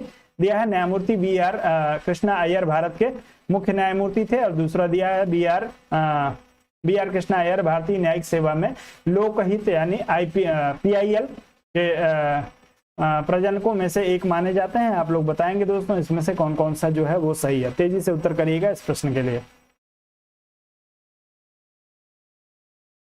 चलें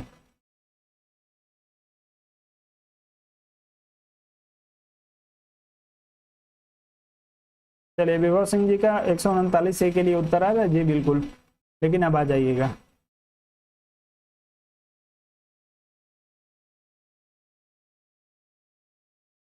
चलिए दोस्तों वीडियो को लाइक अवश्य करिए। जिन लोगों ने अभी तक वीडियो को लाइक नहीं किया है उनसे आपका जो है आप सभी लोगों को वीडियो को लाइक कर देना है, आप लोग कर दीजिए। चलिए तो आपके जो है BR कृष्णा अय्यर जो है कभी मुख्य न्यायाधीश नहीं रहे हैं, इसमें मुख्य न्यायाधीश दिया हुआ है, ये न्यायाधीश के रूप में इन्होंने कार्य किया था। बाकी दोस्तों आपको दिया है कि जो है BR कृष्णा अय्यर और जो है वो भारतीय न्यायिक सेवा लोकहित यानी PIL के जो है प्रजनकों में से एक है। तो बिल्कुल जो है दोस्तों आपके PIL का जो के जनक के रूप में जो है आपके PN भगवती को जाना जाता है और जो है आपके कृष्णा अय्यर को जाना जाता है। तो आप लोग ये दोनों लोगों ने जो मिलके जो है आपके जो है आपके लोकहितवाद या PIL की जो है वो इसको गढ़ा था। तो आपका उत्तर केवल जो होगा बी विकल्प के लिए सही हो जाएगा, जो लोग इसमें बी विकल्प की बात करेंगे। चलें आगे बढ़ जाएं, अगले प्रश्न पे चलते हैं दोस्तों। अगला प्रश्न आपको दिया है, चलिए भारत का सर्वोच्च न्यायालय एक अभिलेख न्यायालय है, इसका आशय है। अभिलेख न्यायालय कहने का आशय क्या होता है, आप लोग उत्तर करेंगे। इसे अपने सभी निर्णयों का अभिलेख रखना होता है, इसके सभी निर्णयों का साक्ष्यात्मक मूल्य होता है और इस पर किसी भी न्यायालय में प्रश्न चिन्ह नहीं लगाया जा सकता है। तीसरा दिया है इसे अपनी अवमानना करने वालों को दंडित करने की शक्ति है, और चौथा दिया है इसके निर्णयों के विरुद्ध जो है कोई अपील नहीं की जा सकती है। आप लोग अपना उत्तर तेजी से इस प्रश्न के लिए करने का प्रयास करेंगे दोस्तों। चलिए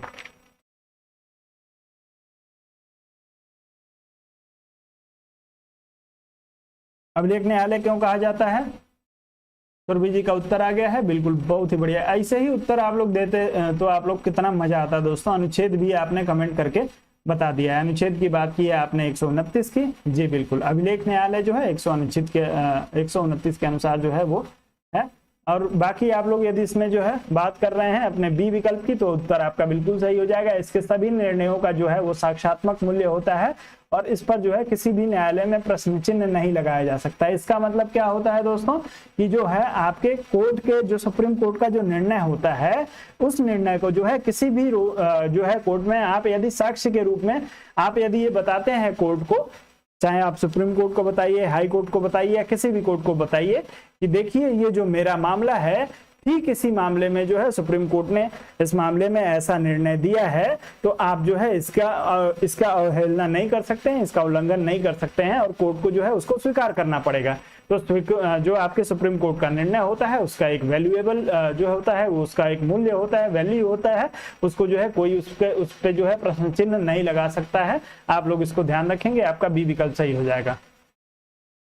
आपसे पूछ क्या रहा है दोस्त, पूछ रहा है अभिलेख न्यायालय क्यों है। अभिलेख न्यायालय इसलिए कहा जाता है, सी होता है, क्यों कैसे सी होता है, अवमानना करने की वजह से आप जो है अभिलेख न्यायालय बना देंगे इसको। अभिलेख न्यायालय का मतलब होता है कि उसके द्वारा दिए गए निर्णय को जो है कहीं पर भी उसका प्रयोग किया जा सके। प्रमोद जी ध्यान दीजिएगा, सी विकल्प का चुनाव गलती से भी मत कर लीजिएगा। अवमानना करने का जो उसकी अवमानना यदि कोई करता है दोस्तों, तो अवमानना को जो है आप प्रश्न में आप लोग सबसे पहले तो आप लोग जो है सबसे उपयुक्त विकल्प का चुनाव किया करिए। आप लोग इधर उधर बिल्कुल ना जाया करिए दोस्तों। मैं गुस्साता हूं, मैं बोलता हूं, यदि हो सकता है आप लोगों को बुरा लग जाए, लेकिन जो है अरे मैं कह रहा हूं आपको सबसे अप्रोप्रिएट विकल्प क्या दिया हुआ है। जबरदस्ती आप सी विकल्प का चुनाव कर लेंगे, आप परीक्षक आपके प्रश्न को सही नहीं मानेगा दोस्त। आपसे मैं बस इतना कह रहा हूं कि आपको जो सबसे उपयुक्त विकल्प हो, जो सबसे अच्छी व्याख्या करता हो, उस पे आप लोग जाइए। यदि इधर उधर के विकल्प पे आप लोग दिमाग दौड़ाएंगे दोस्तों, जी तो यही मैं कह रहा हूं, यदि इधर उधर आप लोग अपना दिमाग दौड़ाएंगे, और यही काम परीक्षा में होता है दोस्तों। तो आप लोगों को बता दूं कि परीक्षा में सबसे बड़ा नुकसान क्या होता है, हम डबल माइंडेड हो जाते हैं और अंतिम रूप से फैसला लेते समय जो है हम लोग गलती कर देते हैं। तो ये लोग पहले से यदि आप लोग ये गलती कर रहे हैं तो ये ठीक नहीं है। सबसे अप्रोप्रिएट विकल्प पे आप लोग जाइए। अभिलेख न्यायालय का सीधा सा मतलब होता है दोस्तों कि उसके कोर्ट का जो निर्णय है उसको जो है आप कहीं पे भी उसको प्रेजेंट कर सकते हैं। आप लोग जो है बी विकल्प के साथ जाइएगा। जी नजीर के रूप में इसको जो है वो स्वीकार किया जाता है, कहीं पर भी कोई इसको जो है वो नहीं कर सकता है। बाकी कोर्ट की आप अवमानना करेंगे तो वो कभी भी आपको जो है उसके लिए सजा सुना सकता है। कोर्ट की अवमानना के लिए जो है उसको पावर है। चलिए आगे बढ़ते हैं, अगले प्रश्न पे चलते हैं। अगला दिया है दोस्तों कि भारत के नीचे दिए गए न्यायालयों में से किसे या किन्हें जो है अभिलेख न्यायालय माना जाता है। आप लोग बताएंगे इसमें से अभिलेख न्यायालय किसको किसको माना जाता है। केवल उच्च न्यायालय को, केवल उच्चतम न्यायालय को, उच्च एवं उच्चतम न्यायालय दोनों को, और जनपद न्यायालय को। चारों में से किसी एक का चुनाव करिएगा। अभिलेख न्यायालय जो है वो किसको माना जाता है। सब लोग उत्तर करेंगे इस प्रश्न के लिए।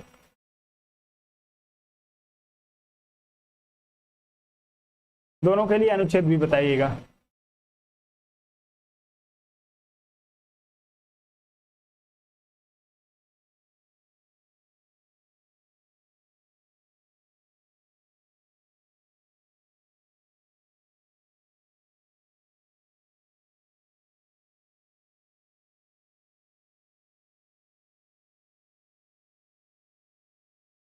चलें तो आप लोग जो है इस प्रश्न में जाइएगा अपने सी विकल्प के साथ। आप सभी का उत्तर जो होगा सी विकल्प के लिए बिल्कुल सही हो जाएगा। जो लोग सी विकल्प की बात कर रहे होंगे, सुप्रीम कोर्ट जो है 129 के लिए आप लोगों ने पिछले प्रश्न में बताया था। और यदि हाई कोर्ट की बात करेंगे दोस्तों, तो हाई कोर्ट के लिए जो है आपको कौन सा अनुच्छेद दिया गया है, आप लोग एक बार कमेंट करके बता दीजिए हाई कोर्ट के लिए किस अनुच्छेद में बात की गई है। चलिए संदीप जी का उत्तर आ गया है 215 के लिए। 215। थोड़ा सा दिमाग शांत है और 1 मिनट बात करना चाहूंगा आप लोगों से। कई बार जो होता है ना, मैं भी हाइपर हो जाता हूं दोस्तों। मैं जैसे आप लोगों से जो है वो जिससे मेरा लगाव है, जिससे आप सभी से मेरा लगाव है, आप लोगों से उम्मीद रखता हूं कि आप लोग कोई गलती नहीं करेंगे, आप लोग जो है सावधानी से चलेंगे, आप किसी गलत ट्रेन को नहीं पकड़ेंगे। अब थोड़ा सा बात कर लेते हैं आपके जो है वो पिछले प्रश्न पे। पिछले प्रश्न पे मैं नाराज हो गया था आप लोगों के ऊपर, खास करके प्रमोद जी को मैंने। प्रमोद जी बुरा ना मानिएगा, अब मैं उसको क्लियर कर देता हूं। दोस्तों आप जब किताबों को पढ़ते हैं ना, तो किताबों को पढ़ने के साथ साथ जो है किताबों को तोड़ना सीखिए, चीजों को अलग करना, सेपरेट करना सीखिए। करना क्या है, क्योंकि दोस्तों उसमें ये कहा गया है, आपने जहां से भी पढ़ा है उसमें ये स्पष्ट कहा गया है कि जो है जो भी निर्णय होते हैं दोस्तों, उन निर्णयों को जो है वो निर्णय बाध्यकारी हैं, किसी के लिए भी जो है उसको स्वीकार करना। तो अभिलेख न्यायालय इसलिए है दोस्तों कि यदि उसका कोई निर्णय है जो नजीर के रूप में प्रस्तुत किया जा रहा है, तो उस निर्णय को जो है वो कोई भी कोर्ट स्वीकार करेगा। ये जो है ये बात उसमें की गई है। तो आपसे जब भी अभिलेख न्यायालय पूछे तो सिर्फ जो है आप लोग इस चीज का ध्यान रखिएगा कि नजीर के रूप में जो है उसको क्या किया जाएगा, नजीर के रूप में उसको जो है उसका पालन किया जाएगा। और यदि ऐसा नहीं किया जाता है, यदि ऐसा नहीं किया जाता है तो ऐसी अवस्था में जो है सुप्रीम कोर्ट को दंड देने का अधिकार है। इसका मतलब ये नहीं है कि जो है दंड देने का अधिकार है इसलिए अभिलेख न्यायालय है। दंड देने का अधिकार इसलिए है क्योंकि उसका निर्णय जो है वो नजीर होगा, उसका आप उल्लंघन नहीं कर सकते हैं। तो दोनों चीजों को जब समझ के आप लोग करेंगे तो आप लोग जो है, उम्मीद करता हूं आप क्लियर हो गए होंगे आप सभी लोग जो है। अभिलेख न्यायालय सिर्फ इसलिए कहा जाता है कि उसके निर्णयों को जो है हम नजीर के रूप में उसका उपयोग कर सकते हैं। क्योंकि निर्णय जो है उसका सर्वोच्च जो है वो आपकी संस्था है, तो उसके निर्णय को जो है वो कोई अस्वीकार नहीं कर सकता। इस बात को उसी में उल्लेख किया गया है। तो जब आप किसी के निर्णय को अस्वीकार जो है वो नहीं कर सकते हैं और जबरदस्ती यदि मान लीजिए कि आप कोर्ट में गए और आप जो है दिखा रहे हैं कि सर मुझे पानी पीने का अधिकार है, यदि आपको आपका पानी जो है किसी ने बंद कर दिया और आप कोर्ट में चले गए, डिस्ट्रिक्ट कोर्ट में चले गए या हाई कोर्ट चले गए और आप जो है वहां पे आपकी बहस चल रही है और आपके वकील ने कहा कि सर देखिए सुप्रीम कोर्ट ने जो है ये कहा है कि जो है सभी व्यक्तियों को जो है स्वच्छ पानी और स्वच्छ वातावरण मिलना चाहिए, ऐसा जो है इन्होंने आदेश दिया है। उसके बाद भी जो है कोई जज यदि ऐसा कर देता है, कहता है कि नहीं हम इसको स्वीकार नहीं करेंगे, तो इसके लिए वहां पे कहा गया है कि यदि इसको जो है सुप्रीम कोर्ट के निर्णय को अभिलेख न्यायालय के रूप में उसको यदि स्वीकार नहीं करता है तो उसके खिलाफ जो है वो न्यायिक कार्यवाही, दंडिक कार्यवाही की जा सकती है। तो आप लोग उम्मीद करते हैं समझ गए होंगे इस चीज को। अभिलेख न्यायालय इसलिए नहीं है क्योंकि जो है वो दंड दे सकता है। अभिलेख न्यायालय सिर्फ इसलिए है क्योंकि उसके दंड का जो है कहीं पे अवमानना नहीं की जा सकती है, उसके आदेश की अवमानना नहीं की जा सकती है। इस चीज को ध्यान रखिएगा। आप लोग जो है तेजी से पढ़ के किसी चीज को निकल जाते हैं, किसी पॉइंट को जो है वो रुक के सोचते समझते नहीं है, इसकी वजह से ऐसा होता है। और ये सबसे होता है, हमसे भी होता है, आपसे भी होता है। लेकिन आप लोग जब जिद पे अड़ जाते हैं तो मुझे बोलना पड़ता है। चलिए आगे बढ़ते हैं, अगले प्रश्न पे चलते हैं। अगला दिया है, उच्चतम न्यायालय मामलों की सुनवाई नई दिल्ली में करता है परंतु किसी अन्य स्थान पर भी सुनवाई कर सकता है। आप लोग अपना उत्तर करेंगे इस चीज के लिए। सभी लोगों को क्लियर हो गया है? प्रमोद जी मुझे बहुत तकलीफ होती है, मैं कई बार क्योंकि लगातार बोल रहा होता हूँ, मेरा भी दिमाग हाइपर हो गया रहता है, थोड़ा सा तकलीफ होती है। आप लोगों को कुछ बोल देता हूँ, पहले बोलने के बाद से जो है मुझे कष्ट होता है कि मुझे नहीं बोलना चाहिए था। चलिए, उच्चतम न्यायालय मामले की सुनवाई नई दिल्ली में करता है परंतु किसी अन्य स्थान पर भी सुनवाई कर सकता है। आपको बताना है राष्ट्रपति के अनुमोदन से, यदि जो है उच्चतम न्यायालय के न्यायाधीश मेजोरिटी से तय करें या संसद के अनुमोदन से या राज्य विधानमंडल के अनुरोध पर। आप लोग अपना उत्तर तेजी से करने का प्रयास करेंगे। चलिए तेजी से उत्तर करिएगा इस प्रश्न के लिए दोस्तों।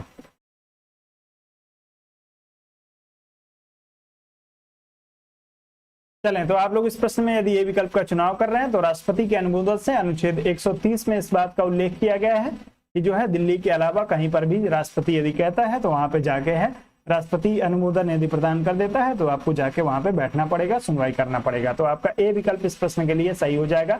अनुच्छेद 130 आप लोग ध्यान रखिएगा, 130 के तहत जो है ऐसी शक्ति प्राप्त है। चलिए, मुख्य न्यायाधीश जो है वो जगह, चलिए बस जो है 10-5 मिनट और, उससे ज्यादा नहीं। आपको दिया है जनहित याचिका यानी जो है PIL कहां पर प्रस्तुत की जा सकती है, आप लोग बताएंगे। PIL कहां पे प्रस्तुत होगी? केवल सर्वोच्च न्यायालय में, केवल जो है राज्यों के उच्च न्यायालय में, केवल प्रशासनिक प्राधिकरणों में, उच्च न्यायालय और सर्वोच्च न्यायालय दोनों में। आप लोग अपना उत्तर तेजी से करेंगे इस प्रश्न के लिए। चलिए, PIL के लिए आप लोगों को उत्तर करना है दोस्तों। कहां कहां PIL फाइल किया जा सकता है? चलें, तो जो लोग इसमें जो है डी विकल्प की बात कर रहे होंगे उन सभी का उत्तर जो होगा वो बिल्कुल सही हो जाएगा। हाई कोर्ट और सुप्रीम कोर्ट दोनों जगह जो है वो PIL फाइल किया जा सकता है। आगे बढ़ते हैं। चलिए, तो अब यहाँ पे जो है दोस्तों सभी लोग धैर्य बना के रहेंगे। आप लोगों के जो है वो लिए जो कुछ महत्वपूर्ण जानकारी है वो आप लोगों के लिए बता दूं। राजनीतिक सिद्धांत एवं विचारक की क्लास जो है आप लोगों को कल सुबह जो है वो चैनल पे सुबह 10 बजे मिलेगी। और इस क्लास में जो है दोस्तों मैंने आपके सिलेबस को तोड़ दिया है। आप सभी लोग जो है इस क्लास को जरूर देखिएगा। 10 बजे की क्लास को सबके लिए जो है उपलब्ध रहेगा दोस्तों ये। तो आप लोग इसको सभी लोग देखिएगा। और जो आपके राजनीतिक सिद्धांत और विचारकों का जो आपका टॉपिक है दोस्तों, जो भी टॉपिक आपके सिलेबस में रखा गया है उसमें एक एक टॉपिक को मैंने क्लियर कर दिया है कि आपको किस टॉपिक में क्या पढ़ना है क्या नहीं पढ़ना है। तो उसके लिए आप सभी लोग जो है दोस्तों सुबह 10 बजे ये क्लास आपको एप्लीकेशन पे मिलेगी, वहां से आप लोग जो है देख लीजिएगा। आप सभी को पता है कि इसके ये जो है एक पेड क्लास होगी, तो अभी 2-3 क्लासेज आप लोगों को मिल रही हैं। आप लोग 2-3 क्लास इत्मीनान से देख लीजिए, सोच समझ लीजिए। यदि आपको समझ में आता है, आपको अच्छा लगता है, तो आप लोग जो है 1499 रुपए का भुगतान करके आप लोग जो है सेशन को ज्वाइन कर सकते हैं। इसके बाद जो है कुछ सारे दोस्तों का प्रश्न आ रहा था मेरे कि जो है वो हमको पीडीएफ लेना है। तो पीडीएफ लेने के लिए दोस्तों आप सभी लोगों को जो है वो सिर्फ एक विधि है आपके लिए, और वो विधि है कि आप 250 रुपए का भुगतान करेंगे। 250 रुपए का शुल्क है आपके जो है सिविक्स के क्लास के पीडीएफ के लिए, और उसके लिए जो है आप गूगल पे, फोन पे या भीम के माध्यम से 250 रुपए का पेमेंट करेंगे। और ये पेमेंट आपको जो है 7007701847 इस नंबर पे आपको करना होगा, और उसका स्क्रीनशॉट आप इसी नंबर के व्हाट्सएप पे मुझे भेज देंगे। स्क्रीनशॉट जब आप लोग भेज देंगे उसके बाद से जो है आपको नियमित रूप से आपका पीडीएफ मिलने लगेगा। तो आप लोग जो है इसको जरूर यदि आप लेना चाहते हैं, कुछ लोग इंटरेस्टेड थे, तो आप लोग जो है इसके बारे में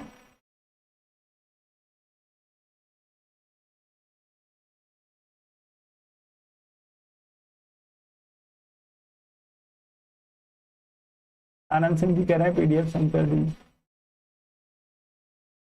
जी आनंद जी मिलेगा पीडीएफ, यदि आप जो है वो पेमेंट ग्रुप में होंगे तो आपको पीडीएफ जरूर मिलेगा, संभवतः आप हैं। चलिए, तो और जिन लोगों को जो है वो पीडीएफ चाहिए वो लोग 250 रुपए का पेमेंट जो है आप लोग कर दीजिए। आप लोगों को जो है सब लोगों को पीडीएफ मिलने लगेगा नियमित रूप से।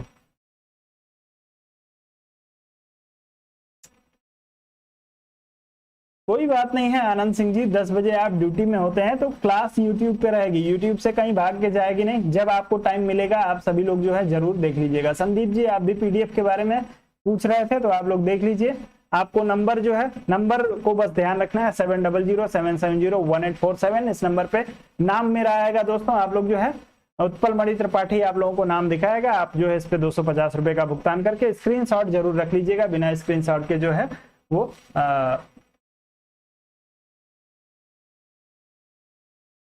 टेस्ट की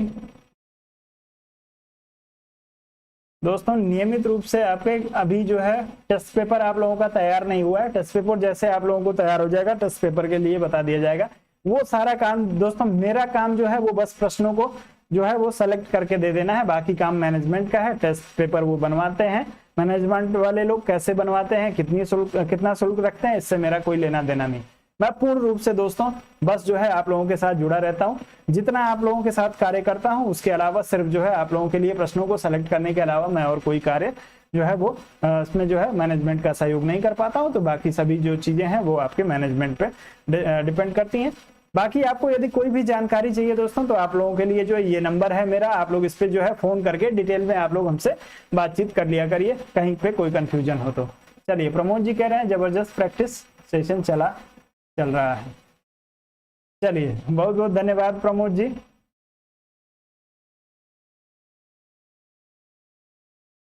चलिए, तो हम लोग जो है दोस्तों अब मिलेंगे कल सुबह मिलते हैं सुबह की क्लास में। सुबह हम लोग जो है ज्योग्राफी के प्रैक्टिस क्लास में मिलेंगे। ज्योग्राफी यदि आपका सब्जेक्ट है तो सुबह आप हमारे साथ जुड़ जाइए दोस्तों। ज्योग्राफी का जो होता है नियमित रूप से हम लोग 8 बजे जो है लेके ज्योग्राफी का क्लास में आप लोगों के लिए उपस्थित हो जाता हूँ। तो आप लोग जो है इस प्रश्न में जो है इसी के साथ जाइएगा, माफ करिएगा 8 बजे आप हमारे साथ जुड़ जाइएगा। चलिए, आप लोगों को सेशन जैसा भी लगा हो दोस्तों आप सभी लोग अपना फीडबैक जरूर दीजिएगा। और साथ ही साथ जो है दोस्तों आप सभी लोग वीडियो को लाइक किए हुए कोई नहीं जाएगा। यदि आपने वीडियो को लाइक नहीं किया है तो आप लोग लाइक कर दीजिएगा। साथ में दोस्तों आप लोग वीडियो को थोड़ा शेयर करने का प्रयास करिए। वीडियो को अपने दोस्तों मित्रों तक जो है आप सभी लोग पहुंचाइए। आप सभी लोगों को दोस्तों गुड नाइट, शुभ रात्रि सभी लोगों को। चलें, तो सब लोग दोस्तों सभी लोग एंजॉय करिए, मजे से मौज से पढ़िए। और जो दोस्तों कभी भी जो है वो आपको घबराना नहीं है, और जो है एक फुल माइंड में होके जो है आपको शांति से अपनी पढ़ाई को करना है। आपके पास जो समय है आप उसमें अपनी तैयारी अच्छे से कर सकते हैं, यदि अभी से भी सीरियस होके आप लग जाते हैं तो। चलिए, फिलहाल जो है आपके उज्जवल भविष्य की कामना के साथ जो है, चलिए मोहित जी जय हिंद। मैं आपके मैसेज का इंतजार कर ही रहा था। चलिए, तो दोस्तों अब जो है कल मिलते हैं, तब तक के लिए आप लोग मुझे भी अनुमति दीजिए। आप सभी लोगों को दोस्तों गुड नाइट, शुभ रात्रि, जय हिंद।